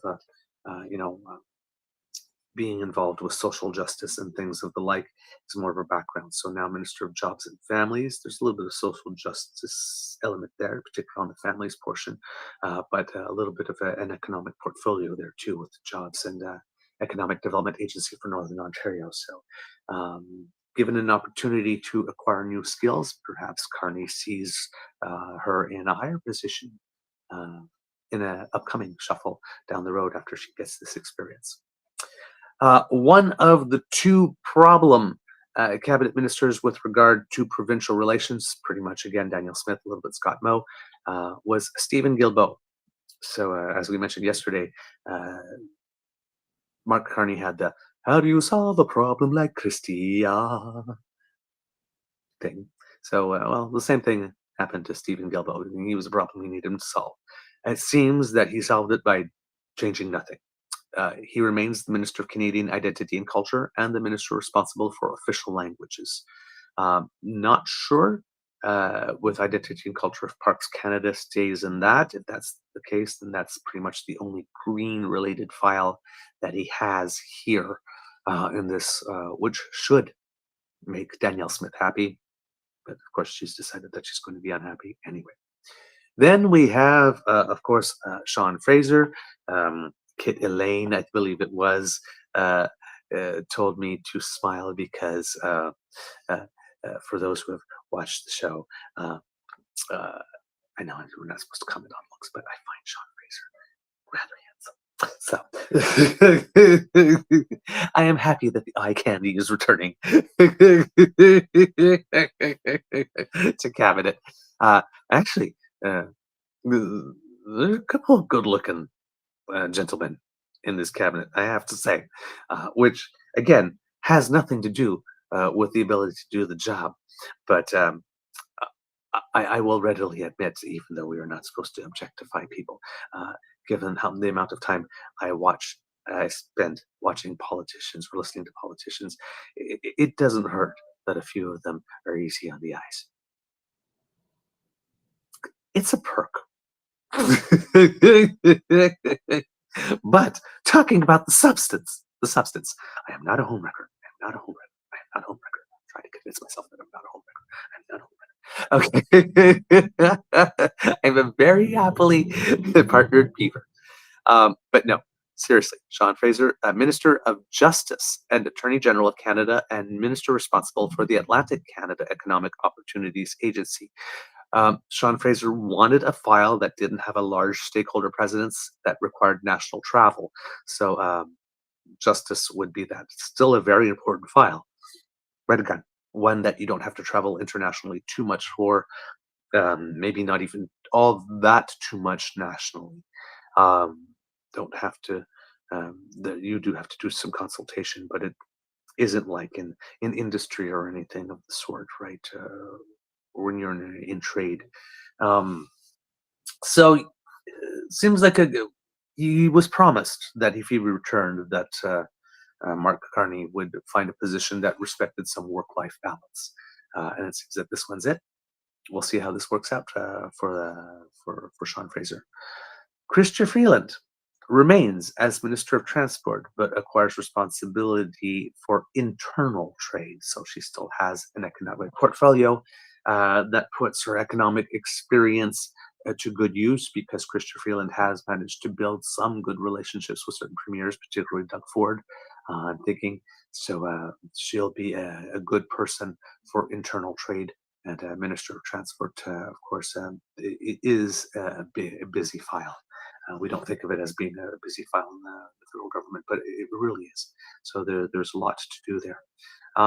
Some people are surprised that she's in cabinet because there were some rumors floating around that she was being considered as an appointment as the next High Commissioner to the United Kingdom, a position for which she would be extremely well suited, given that she was the editor of one of the editors of the London Financial Times at some point. So has lived there and has some experience, would be a great choice. Ralph Goodale, who is the current High Commissioner, his tenure ends on July 1st. So people were thinking that she might get that assignment instead. But she is back in cabinet as Minister of Transport and Minister responsible for internal trade. Now we have Gary Anandan Sangari, who was a former Minister of Crown Indigenous Relations and Northern Affairs, and I believe a former Minister of Justice. He does have a law background, and he has been promoted up to the Minister of Public Safety. So there's a very happy man there. Reshi Valdez, again, if you've been watching the last few cabinet ceremonies, she's rather emotional when she is named to cabinet. This time was no different. There was again some quivering in her voice as she was reading her oaths. Reshi Valdez is the first Filipina cabinet minister ever in Canada, and she has been promoted to Minister of Women and Gender Equality and Secretary of State of Small Business and Tourism. Small Business and Tourism was the file that she had before. She's been given additional responsibility, and as you know, in the interim cabinet, anything having to do with women was relegated as a sub issue within a larger portfolio, and there's a lot of criticism for that. So women have a full ministry, not just status of women, but Minister of Women and Gender Equality. So full minister status, I think we got the message and heard and responded appropriately in this case. Next, we have Stephen McKinnon, a long-time person involved with the party, great organizer, did a lot of work behind the scenes for many, many years before making the jump into elected office. Knows Parliament, knows procedure extremely well, key organizer, good networker, former Minister of Labour, handled a couple of rough files with some strikes and stuff, and well suited for the position of leader of the government in the House of Commons. So House Leader, basically doing what Karina Gould was doing for a while, making sure that he's liaising with all the other parties, making sure that things can get on the order papers and all that kind of stuff, setting the course for how things are going to operate in Parliament. So you need someone that's a good networker and has some diplomatic skills and is generally well liked by other parties. Stephen McKinnon does fit that bill. Then we have David McGuinty. We mentioned earlier that one of the dignitaries present was Dalton McGuinty, former Premier of Ontario. He wasn't there because he was itching for a cabinet position, but there supporting and cheering on his brother David, who was the Minister of Public Safety, but gets a promotion up to the Minister of National Defense, which means that Bill Blair is not in cabinet, which makes me really happy because I wanted him to be gone from cabinet way before, if you've been following us. So this is a good move here. David McGuinty was one of the three people on the sofa in that meeting with Donald Trump in the Oval Office just the other day, along with Joly and Dominique Leblanc as a Minister of Public Safety at the time. Joanne Thompson remains as the Minister of Fisheries. She unfortunately became Minister of Fisheries just as the crab quota was cut, which gave her a hot potato to deal with right off the bat. She's the only sitting member of Parliament from Newfoundland and Labrador who ran again in the last election. All the others decided I guess at the time before Mark Carney arrived that there was no future in it for them and decided they weren't running, but she remained and gets rewarded with the cabinet position. Now we get to, and there ends the names of people that were in cabinet from the previous one. Some of them short periods of time before, but they still they got invited back for the sequel. Let's put it that way. They survived. They survived the death count of the horror movie, and they get to come back for the sequel. Then we get the new faces. Shafkat Ali is the first one. He is the new president of the Treasury Board. He was first elected as a member of Parliament for Brampton Centre in 2021, and he gets a call up. The Liberals seem to be a little concerned with having lost a seat in the Brampton area and are trying to shore it up with this cabinet. There's a certain number of people from that area in this Parliament. I think it could be two, possibly three. Rebecca Alty from the Northwest Territories is the former mayor of Yellowknife, and she was the mayor of Yellowknife during the recent wildfires that were a lot of places had to be evacuated. She's the Minister of Crown Indigenous Relations. Mark Carney did think that Prime Minister Trudeau's idea of keeping Crown Indigenous Relations and Indigenous Services separate was a good idea, and he has maintained that division. So Rebecca Alty said, Mayor of Northwest Territories. I'm sure someone that has had plenty of experience dealing with the Inuit community there, and will bring some of that experience to this file. I am not sure if Rebecca Alty has any Indigenous heritage herself. I'll have to look that up because there are three members of this cabinet that do have Indigenous heritage, and one of them is a new name, Rebecca Chartrand, who's now the Minister of Northern Affairs and the Minister responsible for the Canadian Economic Development Agency for the North. She's the new MP from Churchill, Manitoba, replacing the NDP's Nikki Ashton, which is again another good move because she really needed to go and needed to go a while ago. She'd gotten a little too comfortable in her position and was not remembering who put her there. Let's put it that way. So nice to see Nikki Ashton gone, replaced with someone who is a Métis leader, and this is an area specifically for which Manitoba Premier Wab Kinew had put on the table as a potential for a national corridor or something like that. So she's a lot of things sort of interconnect or intersect in her writing here, and she's a good choice. Now we get Julie de Bruijn, who's the new Minister of Environment and Climate Change, and Danielle already does not like her at all in any way, shape, or form. She's terrible. Seems that she worked really closely.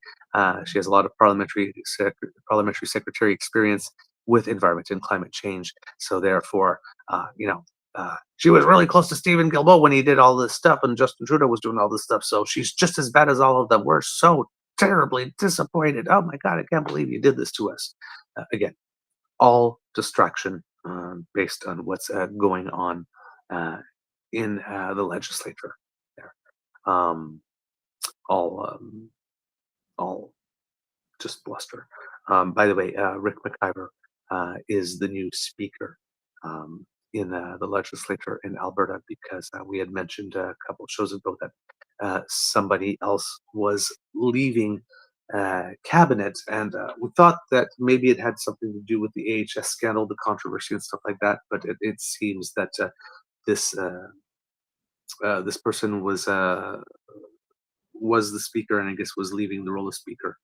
I'm not sure if there was any additional controversy, but yes, Rick Piper is now the speaker, and during his day yesterday, while Peter Guthrie was trying to table some documents and explaining what the documents were, particularly the ones having to do with Premier Smith's husband, Rick McIver, Speaker McIver, cut off his mic and said, "You need to table those things now." So he was allowed to table the documents. He just wasn't allowed to describe out loud, so it could be registered and answered what those documents actually were, because that would be embarrassing. So yeah, Danielle Smith just determining that she doesn't like her, a bit Pierre Poilievre, right? Well, she worked with this guy that we don't like, so therefore she must be exactly like him, just like Guilbeault. We don't like her.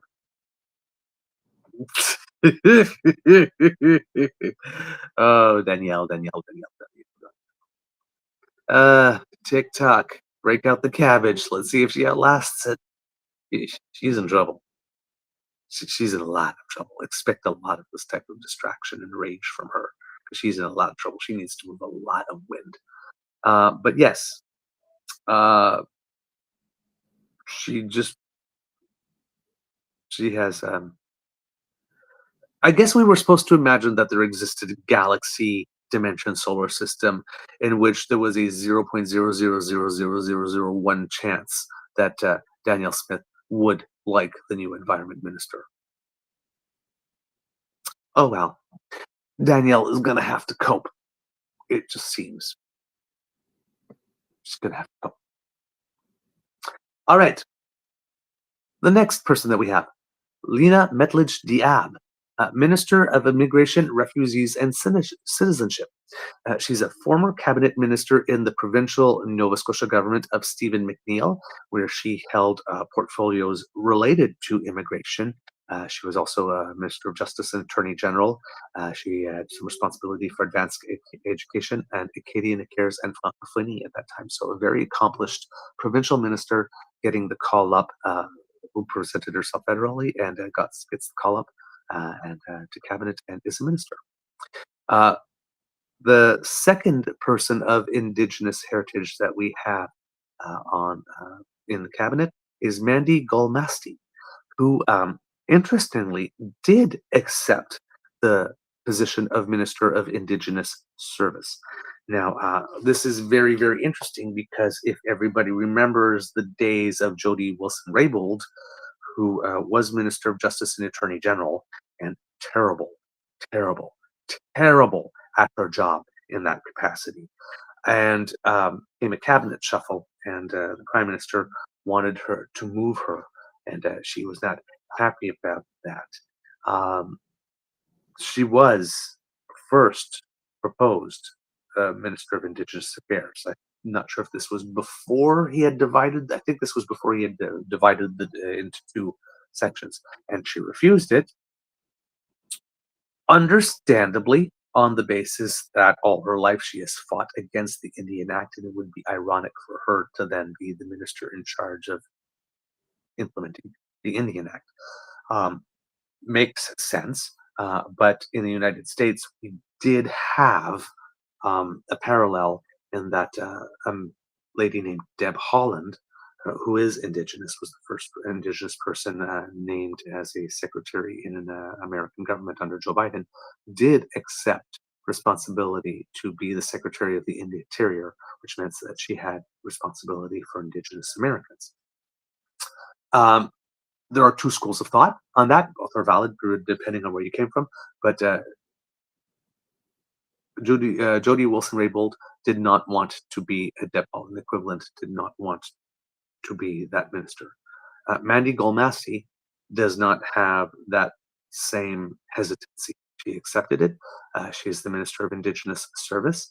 So it'll be the first time in Canadian history that an Indigenous person holds an Indigenous portfolio in the federal government. So this is very historic, at least that I know of.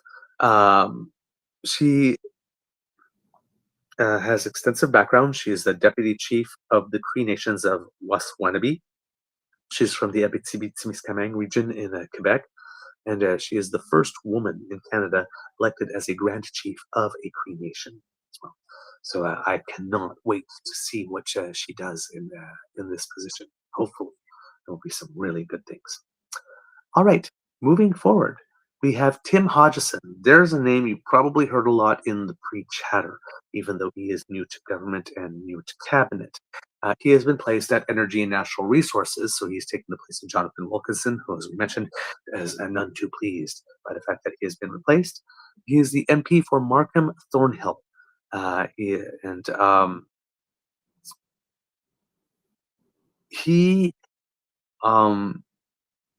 is part of a group of people in cabinet that have very strong economic experience. He used to work at Goldman Sachs. He is a chair, was the chair or came in as the chair of the board of Hydro One. So does have some experience specifically in the field of energy. And he once did work with Mark Carney at the Bank of Canada as an advisor. So they have some experience together, which is good. They know each other.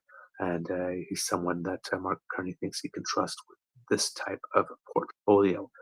On the issue of, as I mentioned, with regards to financial capacity, in addition to Mark Carney, the Prime Minister, being a two-time central banker, they said we have a former head of Goldman Sachs Canada, who's Tim Hodgson. We have the former mayor of Vancouver. We have a former regional Grand Chief, we just talked about, and a former finance minister from Prince Edward Island.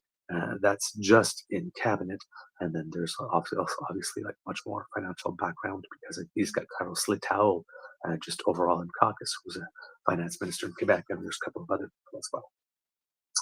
So financially, and with regards to certain key aspects of Canadian culture and Canadian life and the Canadian reality, he's got some very key people with some great experience there, being able to present this type, to be able to do this type of work and on behalf of Canadians.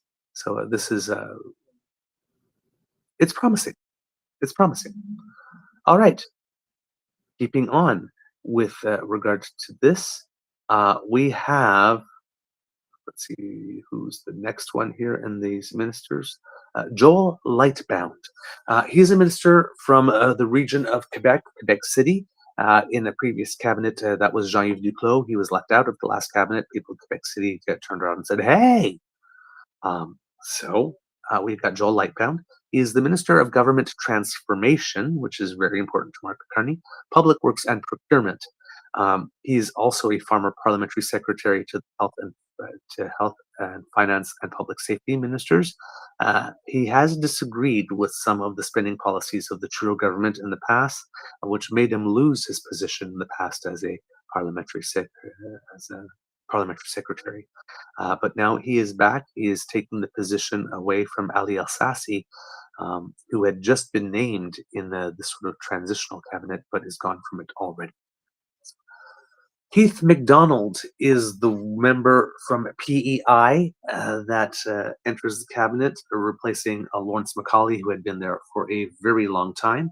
He comes in as the Minister of Agriculture and Agri-Food. So interesting, having a Minister of Agriculture from Prince Edward Island, where there is a lot of agriculture, but just interesting because that's normally not where we think of as a source for a Minister of Agriculture.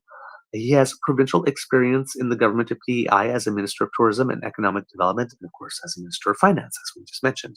So, once he has a little bit of ministerial experience because he had to replace Lawrence Macaulay as Minister of Veterans Affairs for about 2 months, very briefly at one point. But yes, Keith MacDonald from Prince Edward Island joining the cabinet. And then the next person that we have for you here is Jill McKnight, a business person, former executive director of the Delta Chamber of Commerce, that's in British Columbia, and so someone with some good experience there out in her pre-government life. She becomes the Minister of Veterans Affairs and the Associate Minister of National Defense. She replaces Carla Qualtrough in the riding of Delta. She did not run again. And as we mentioned, former executive director of the Delta Chamber of Commerce. So Jill McKnight, somebody not in a economic portfolio, but that does have some economic experience that can be added to the table as a minister. Now, the Minister of Health is Marjorie Michel from the riding of Papineau. And if that sounds familiar to you, that's the same riding that Prime Minister Justin Trudeau came from. Justin Trudeau was not very involved with the campaign, but he was involved in that electoral district, specifically campaigning for Marjorie Michel, who's his former deputy chief of staff, so someone he knows very well, trusts very well, knows her competency, and had no problem putting his word and reputation on the line, campaigning for her. Made a little bit of press that he did in terms of a couple of pictures, but nobody really lost their mind. Didn't seem like the Trudeau brand was toxic in his own electoral district because she won it by a wide margin. And it doesn't seem that there's any hurt feelings because even though she comes from the same riding, Mark Carney immediately put her into cabinet in a pretty important position at health. So there you go. Interesting fact about Marjorie Michel. Her father was once the Prime Minister of Haiti. There you go. Hey, interesting stuff. Okay, now this name I tried to practice a bit, so hopefully I got it right because this is the person that I kept on referring as the lady from Edmonton because she had a last name I did not know how to pronounce and didn't want to butcher it. But it's Eleanor Olszewski, I believe, the way that you pronounce it. She's the new MP for Edmonton Centre, I believe, replacing Randy Boissonneau, who did not run again because he got into a little bit of trouble with regard to potentially declaring having an Indigenous heritage that maybe he did not have in order and maybe had benefited from that. So she ran instead, won the seat in Edmonton Centre. She's someone with a lot of experience. She's brought in as the Minister of Emergency Management and Community Resilience and the Minister responsible for the Prairies Economic Development Agency of Canada. She is from Medicine Hat and grew up there. She was a lawyer before getting into politics. And, with everything that we've seen over the last little bit with regard to wildfire seasons, especially out west, as the Minister of Emergency Management and Community Resilience, my guess is, for all intents and purposes, with regard to Alberta, she's the Minister of Wildfires and BC Interior and that type of stuff, right? So she's going to be the person that will be the contact for that. Moving on to Gregor Robertson, which is a name that, again, might sound familiar to you because he's the former mayor of Vancouver. He has been named Minister of Housing and Infrastructure and Minister responsible for the Pacific Economic Development Agency. There are some questions about him in this particular portfolio because it would appear that while he was mayor of Vancouver, not a lot of housing got built. So it's kind of ironic for him to be Minister of Housing, say to Nate Smith, who has a very, very credible plan that had been lauded. A lot of people have actually, borrowed from, even stolen from, I could say. But yeah, we have Bruce Arthur here, who I believe, if I remember correctly, is a journalist, Toronto Star columnist, and basically says, look, maybe it helps that Robertson saw patient zero of the housing crisis up close, but ditching Nate Smith, tremendous communicator, great grasp of the issues, for a guy whose record is so easy to attack the ad writers can get drunk by lunch, is a potentially troubling Carney choice. A gentleman named Eric Lombardi, who's a person, describes himself as a person in fintech and very YIMBY, states here, look, I'll be the first to acknowledge that Gregor Robertson did not have a great housing record as mayor of Vancouver from 2008 to 2018. That said, a ton of federal housing promises are conditional on municipal cooperation. And Mark J. Carney has shown little indication he's willing to negotiate directly with premiers on housing. Whew. Housing advocates should give Gregor Robertson an opportunity on this file. Big city mayors are often hamstrung by counselors or reform. A housing minister who understands the bad incentives at play in municipal governments could be surprisingly effective, especially if his opinions have grown and evolved. The message from the campaign was supply-focused. Many people's opinions have changed on housing issues since the 2010s, especially in Toronto and Vancouver.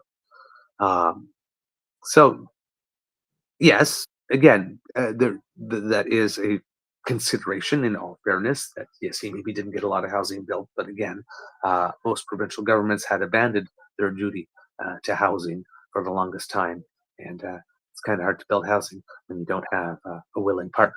And the federal government had also gotten out of the business. So now that the federal government's in the business and the provinces seem to want housing, except if you're in Ontario, because you don't seem to want four-story housing in any way, shape, or form, yeah, the guy who was mayor, the guy that had all the frustrations, the guy that maybe wanted to get housing built and couldn't for many other reasons and saw all the obstacles, could be actually a good person. There is some potential. So yes, don't judge a book by the cover. And let's see that with a federal government that is actually interested in building housing, and a provincial government, because it's an NDP government in British Columbia at the moment, that is interested in building housing, maybe Gregor Robertson will have much more success in getting housing built. But again, absolutely complete fair comment, considering how much work Nate Smith had done on the file and how credible his work had been judged to be, that some people would express mass disappointment with this choice and this selection in this move. Absolutely. And like I said, I'm one of them, but I'm also not so wedded to Nate Smith in that particular position that I'm not willing to. I'm not willing to write off Gregor Robertson right off the bat, but there is no doubt that there was already a good minister and a good plan, pretty much as good as you can get. So, yeah. Not sure why Nate deserved this. Not sure. The only thing, like I said, I can think of is that maybe Mark Carney was too afraid that he'd be too much of a vocal left presence when he's trying to make sure that he consolidates the progressive conservative vote, especially if he might have to go into another election in a year and a half or two. Maybe if he had 4 years, had a full majority, yeah, he would have had a chance on Nate Smith leaving him there, but he might be in an election soon. You don't want to give any noise whatsoever. That could be a way to do it. Again, not sure. The next one, Maninder Sindhu, another MP from the Brampton area, elected originally in 2019. He has been elevated to the position of Minister of International Trade. Conveniently, he once had a customs brokerage business. Again, that it is relevant to international trade. I'm not sure how relevant it is to all aspects of international trade, but he does have some international relevant experience there. So good for him. A younger member of cabinet also will definitely bring some energy to the front lines there. So can't wait to see what he does. I don't know much about him, but got an impression just in the few seconds where he's doing the swearing and whatnot that somebody who could be eager to take on a file and really run with it. So hopefully that will work for him. A name with which you are familiar if you watch Power and Politics or if you watched CTV's Power Play or Question Period back in the day, Evan Solomon, journalist, was working with CBC, got into a little trouble or had a little controversy because it was also, I guess, did some work as an art dealer or something with someone that created some type of conflict. Anyway, he had to go at some point. Decided to run for politics. Is a personal friend of Mark Carney. Has known him for a long time, and has been conferred a portfolio that I'm sure is extremely important to Minister Carney, to Prime Minister Carney. And Evan Solomon has been named Minister of Artificial Intelligence and Digital Innovation and the Minister responsible for the Federal Economic Development Agency for Southern Ontario. As you know, Prime Minister Carney has promised to achieve a lot of the operational efficiencies because year over year we were spending 9% more on operational budget, and we're not definitely bringing in 9% more every year, so that had to stop. And he wants to bring that down to 2%, so every year from 9%, so that the operational budget can balance in 3 years. And one of the ways he plans to do that is with artificial intelligence to achieve some efficiencies that way. So to have a Minister of Artificial Intelligence and Digital Innovation seems particularly in line with his objectives and seems to be a position of trust within his cabinet or of high importance. So we'll see how he does. And that is it for the 28 ministers. Now we get to the Parliamentary Secretaries of State.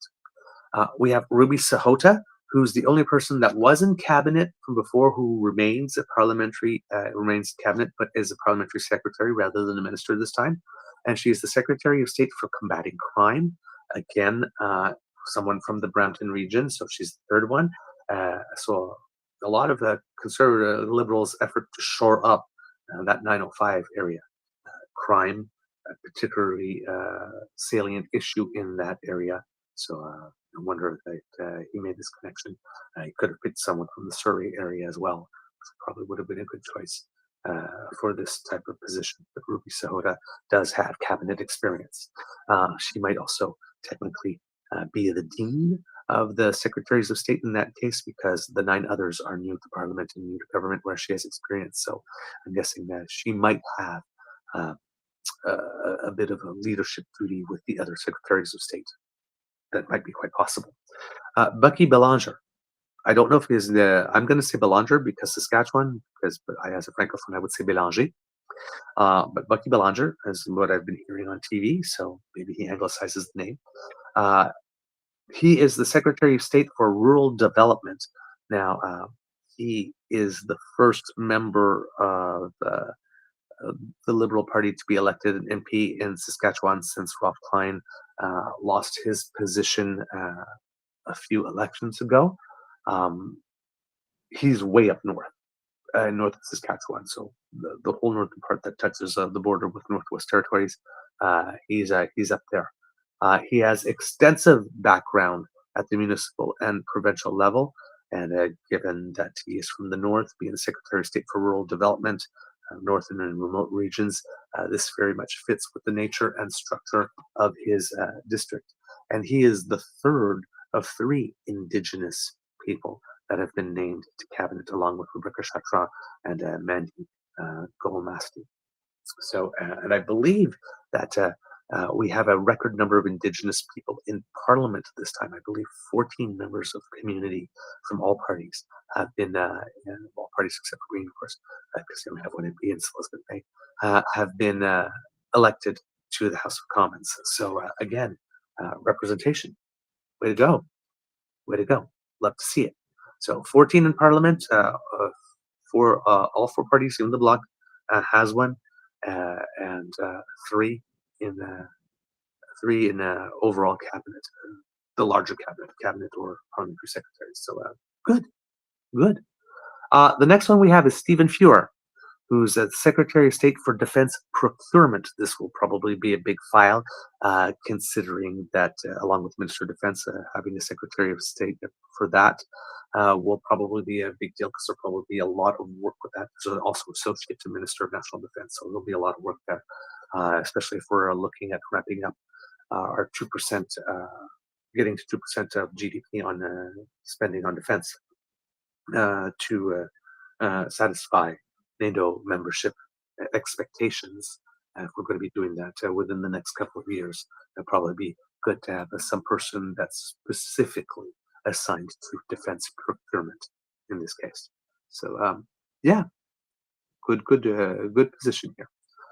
Anna Gainey is the Secretary of State for Children and Youth. She's from the Westmount area in Montreal, and if that name is familiar to you, if you are a very, very hardcore political junkie, you will know that she is formerly the president of the Liberal Party of Canada, making the jump to the front bench, to the front row from behind the scenes. But also, if you're a hockey fan, her dad is the legendary Bob Gainey of the Montreal Canadiens. There you go.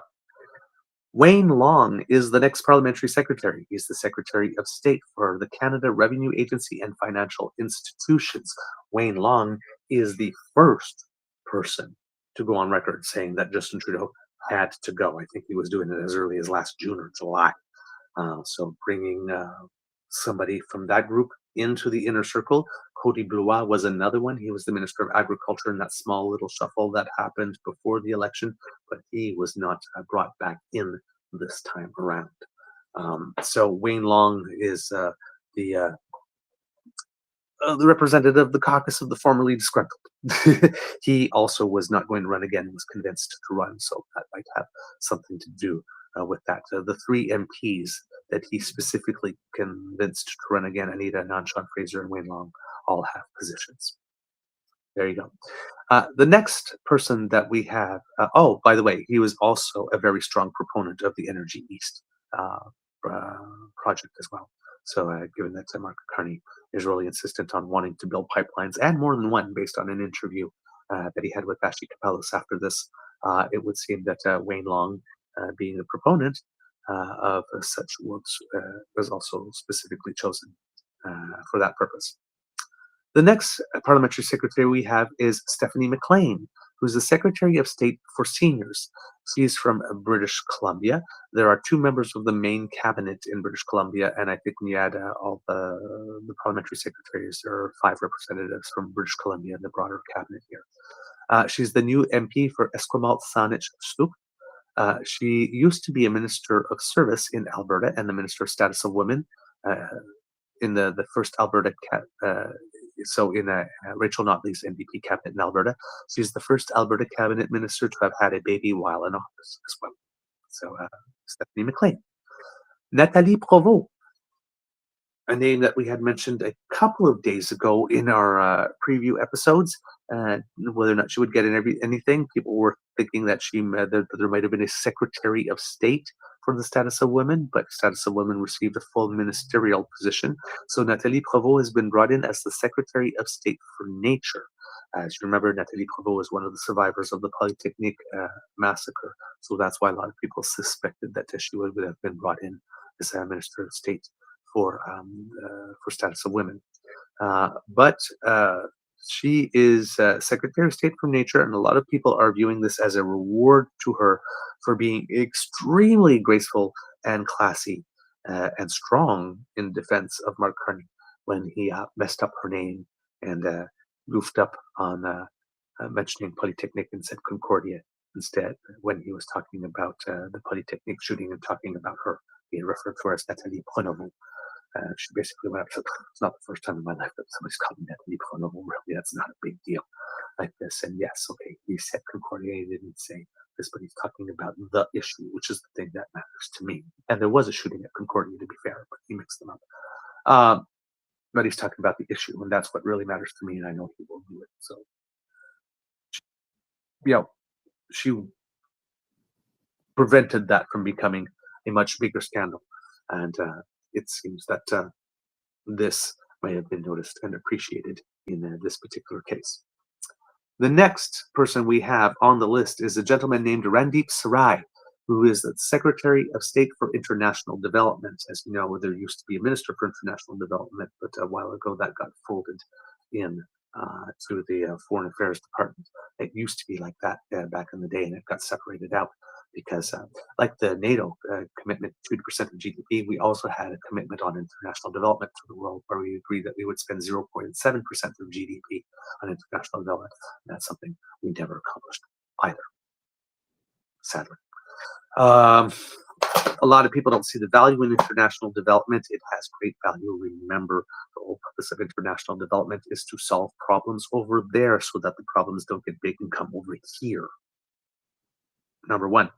Number two, international development portfolio is a huge component of any nation's diplomacy activities and diplomatic activities. So it often gets denigrated, as Pierre does, with money going to dictators and corrupt regimes and stuff like that.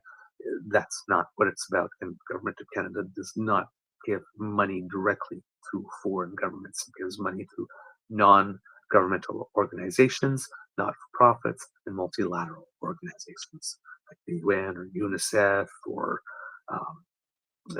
things of the like, right? Big groups that work all across the board and that type of stuff. So yes, Randeep Sarai, Secretary of State for International Development, described as an incredible political organizer within the Lower Mainland area of British Columbia, but notable because there was some controversy in the past.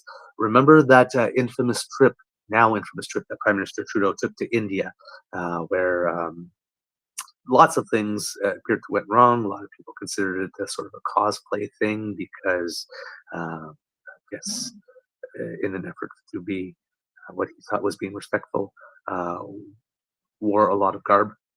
A lot of people kept on wondering, like, why is he posing so hard? That type of stuff. But the main thing that was the real problem about that trip is that there was a social function that took place, and a gentleman named Jasper Atwal had been invited to it, despite the fact that Jasper Atwal has been described by the Indian government as being a Khalistani terrorist, and I'm not sure if I can say he was known for. Or I'm not familiar enough with the file to know, like, for sure if he's been found guilty or whatnot. So I will just say allegedly known for the murder of a resident on Vancouver Island that took place, that was attending a wedding. So the fact that Jasper Atwal got an invitation to this event when there was this in his background caused a huge amount of controversy. It seems that Randeep Sarai was the person who invited Jasper Atwal to that function. So has maybe spent enough time in the sin bin for that, but is getting the call up. He came out very early for Mark Carney in the leadership process, and shortly after that, Christy Clark dropped out of the race.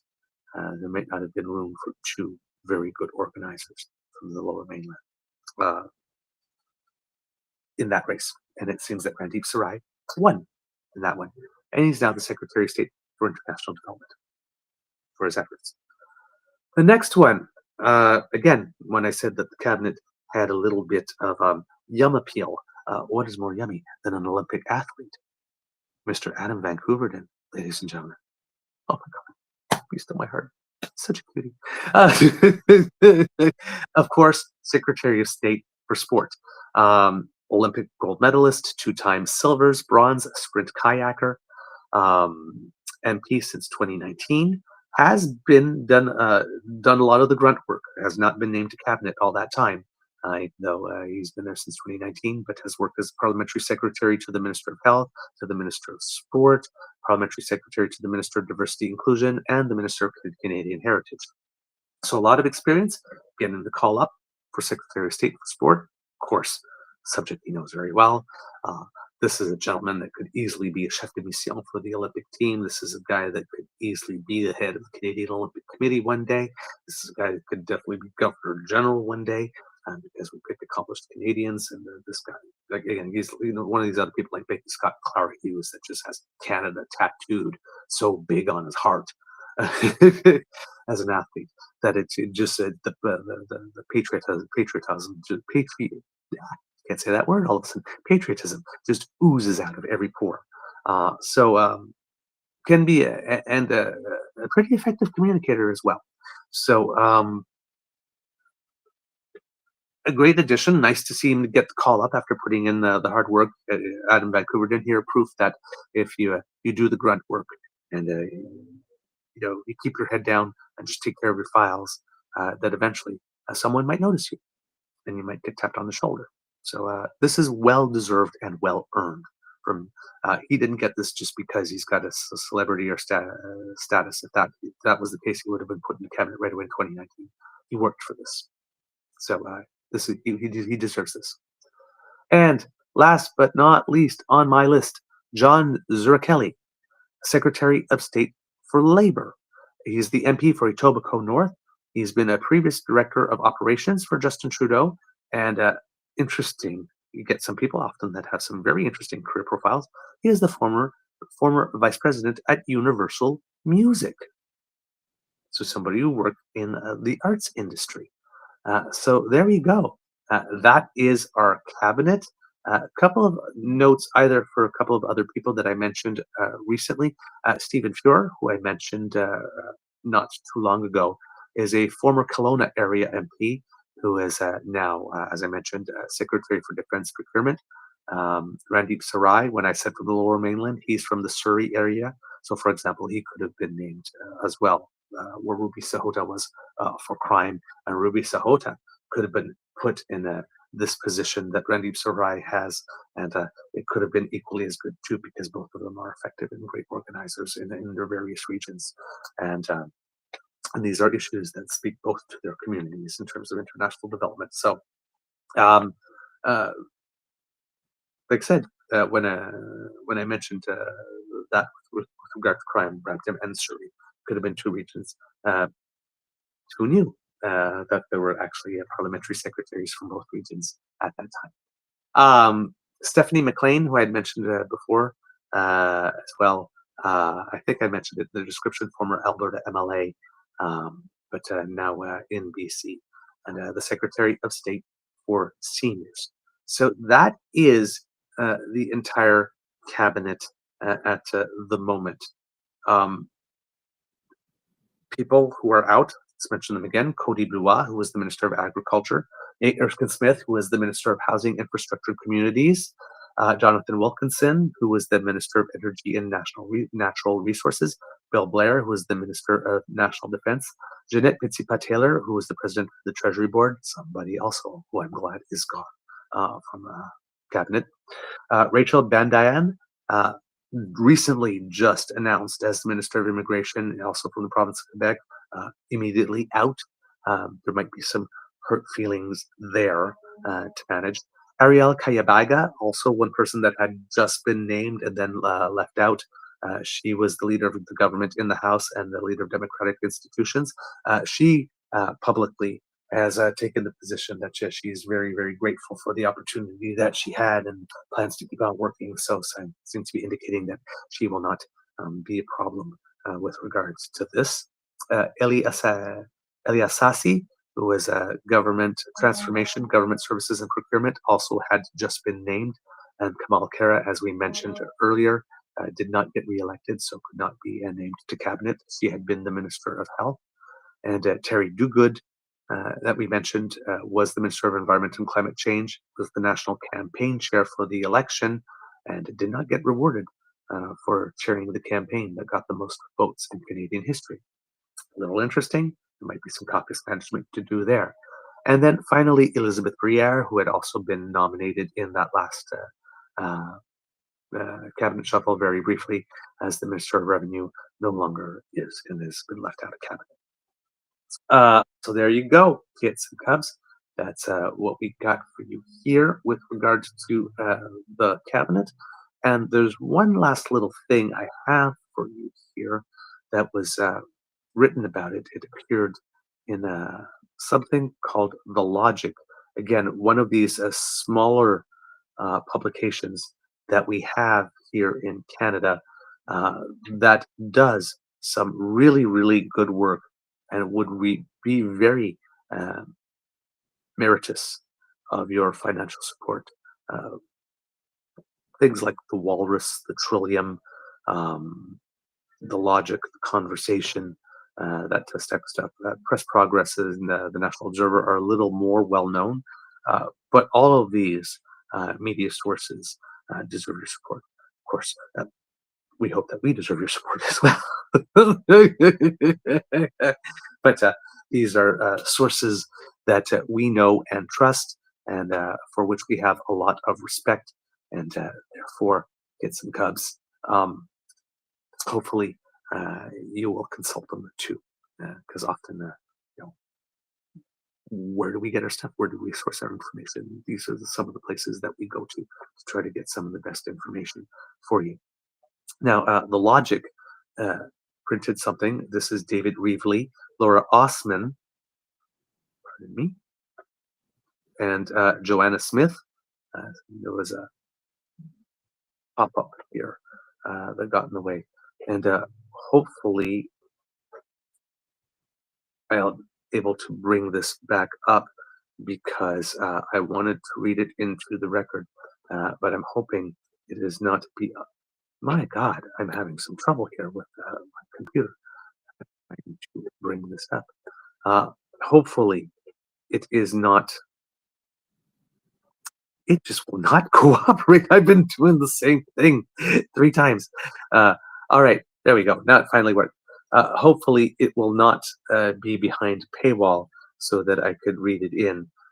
Unfortunately, I was not smart enough to check that out before I did the show when I noticed the article and said, "Ooh, we need to read this in." But it is, fortunately. So thank you. I'm able to help you with this. So again, from The Logic, the title is called "What Mark Carney's Cabinet Picks Say About His Plans for Canada's Economy" by David Reevely, Laura Osman, and Joanna Smith. Ottawa. Prime Minister Mark Carney unveiled his new team of cabinet ministers intended to signal a sea change on major economic files and a departure from former Prime Minister Justin Trudeau's version of the Liberal government.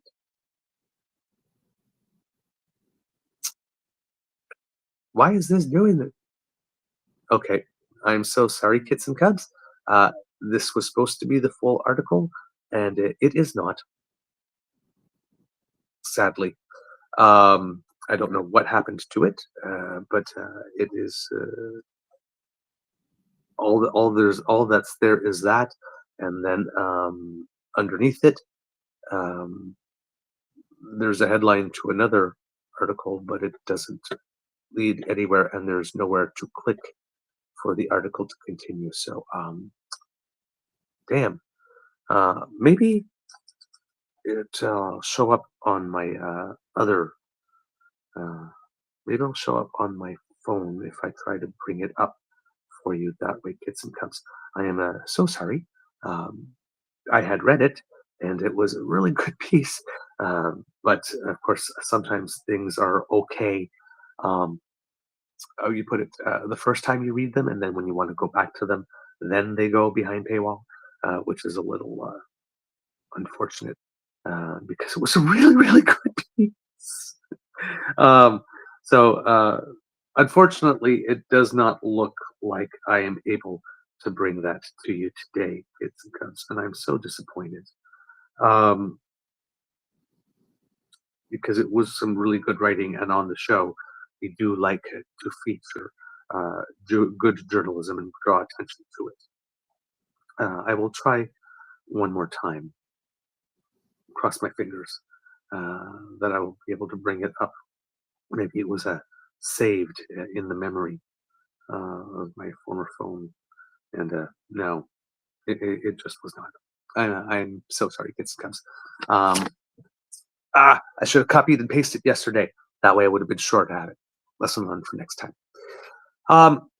Overall, the punditry that I have heard with regards to it is that it is a good, solid cabinet.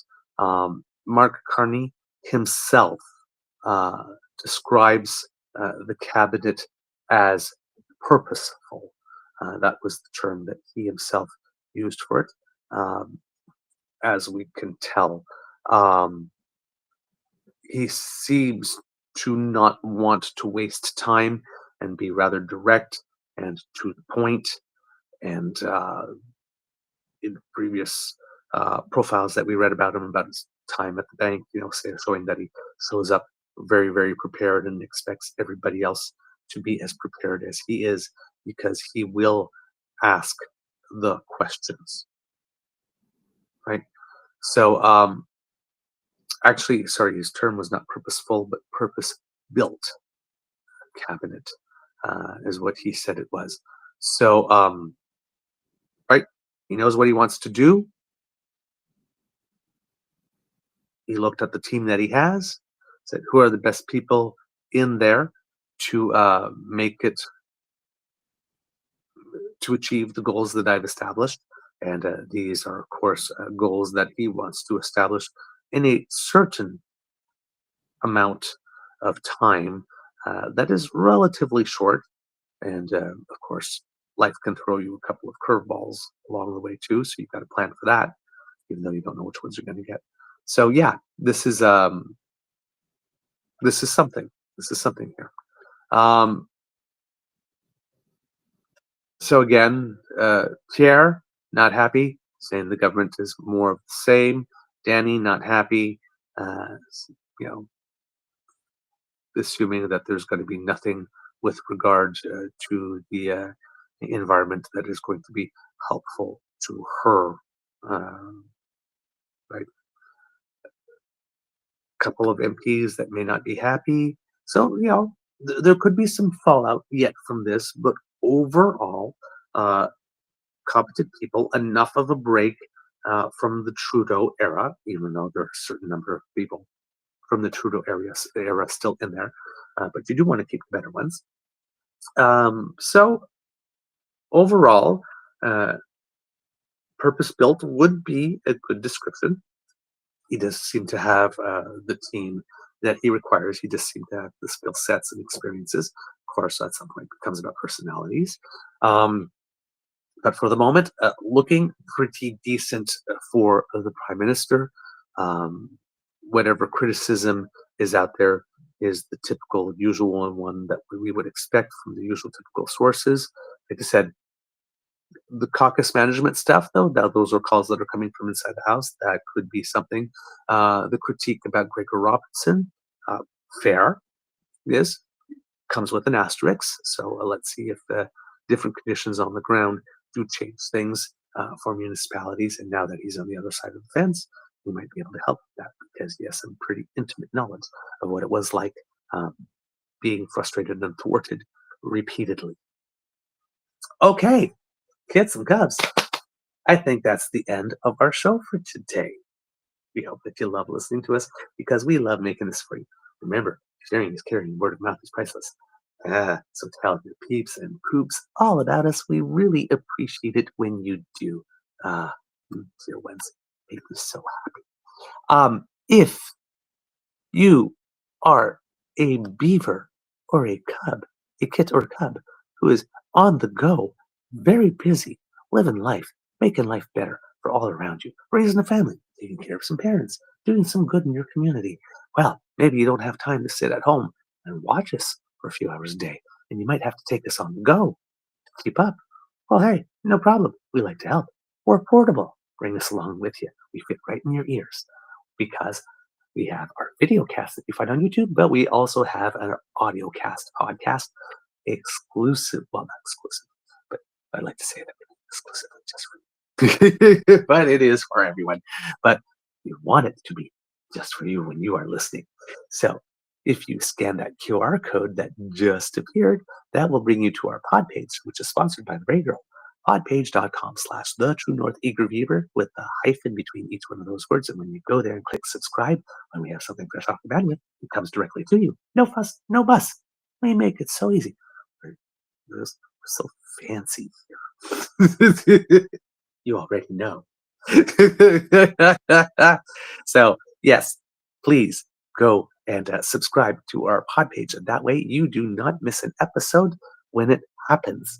Now, if you would like to help us in other ways, I think I'm just going to leave that pod page thing up there.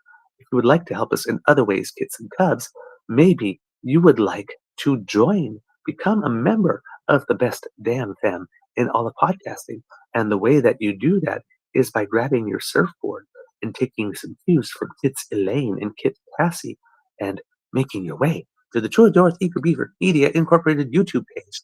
That QR code that just appeared will bring you right there. And when you go there, we invite you to get freaky with our buttons. Like, share, subscribe. They want to be clicked. They really want to be clicked. So if you could help them out, you could help us out at the same time, it helps us with the algorithm. Hey, that's a good thing. So join over the 18,000 who have subscribed to us already, and let's see if we can get to 20,000 by Canada Day. I know it's a lofty goal, but hey, maybe it's possible. You never know. All right? But thank you for listening.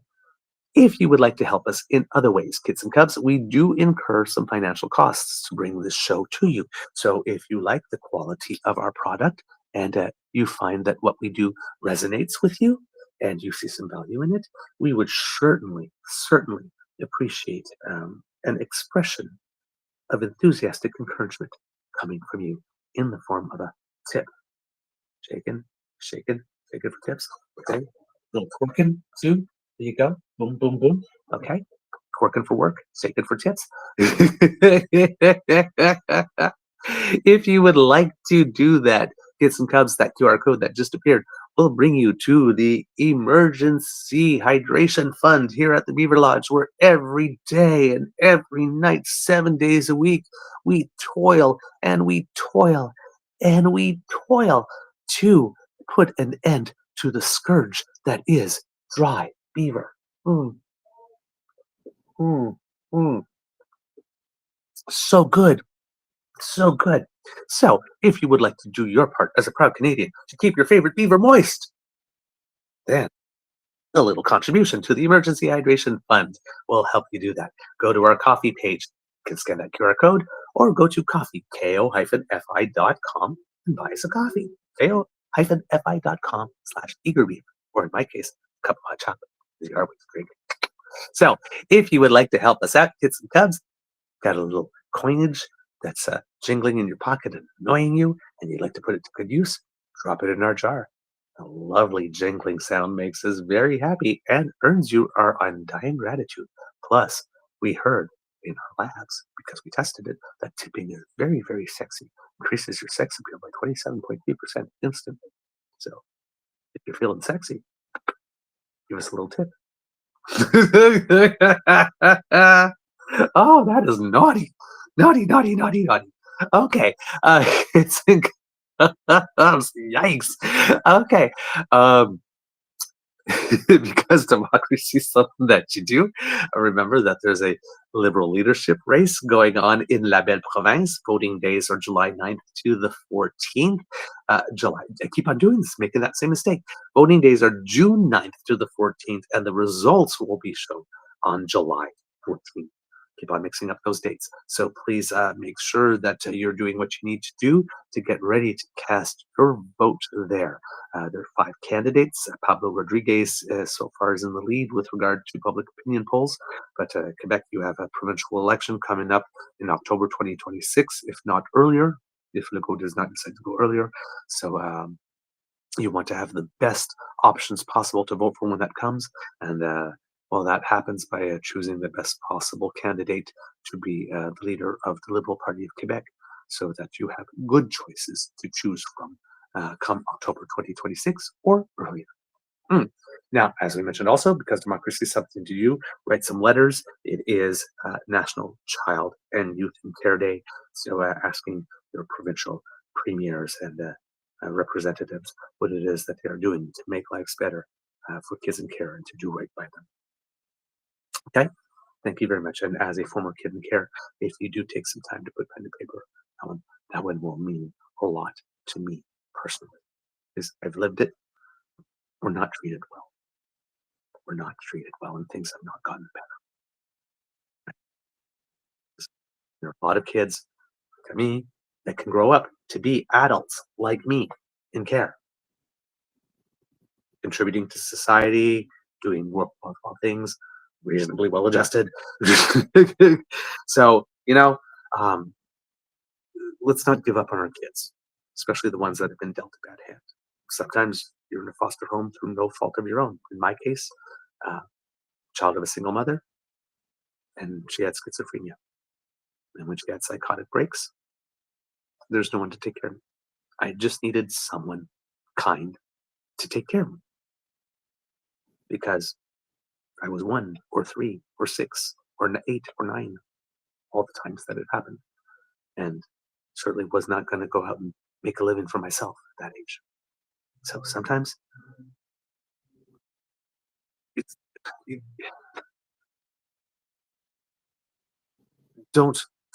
don't give up on kids. Just don't give up on kids. And there's literally a whole life ahead of them. So much that they can contribute to the country. Don't give up on the kids. So please take pen to paper and do write those letters. And it would mean a lot to me. Thank you so very much. Okay. Kids and cubs. It can be a tough world out there. So please be kind to and gentle with yourself. Now, kids and cubs, I think you're getting used to it now. We need a little audience participation. I need to hear you screaming from coast to coast to coast. Mr. Beaver, cue the cock in 3, 2, 1, go. Oh, such sweet, melodious harmony. How can I resist? The loyal subjects ask, and your queen delivers. It is a pleasure. You are listening to a True North Eager Beaver Media Incorporated podcast. The True North Eager Beaver podcasts are proudly brought to you by our founding sponsors, the Misfit Mysteries from Corvid Moon Publishing, your source for science fiction, fantasy, and cozy mysteries featuring a broad diversity of characters. CanadianTarot.com, their uniquely Canadian online eclectic tarot community, and The Peppermaster, hot pepper sauces made from farm-fresh ingredients to thrill your taste buds and expand your mind. We are grateful to the Crier Media Network for its support, Pete Jarvis for our artwork, and Paul Joseph Something for our opening and closing sequence music.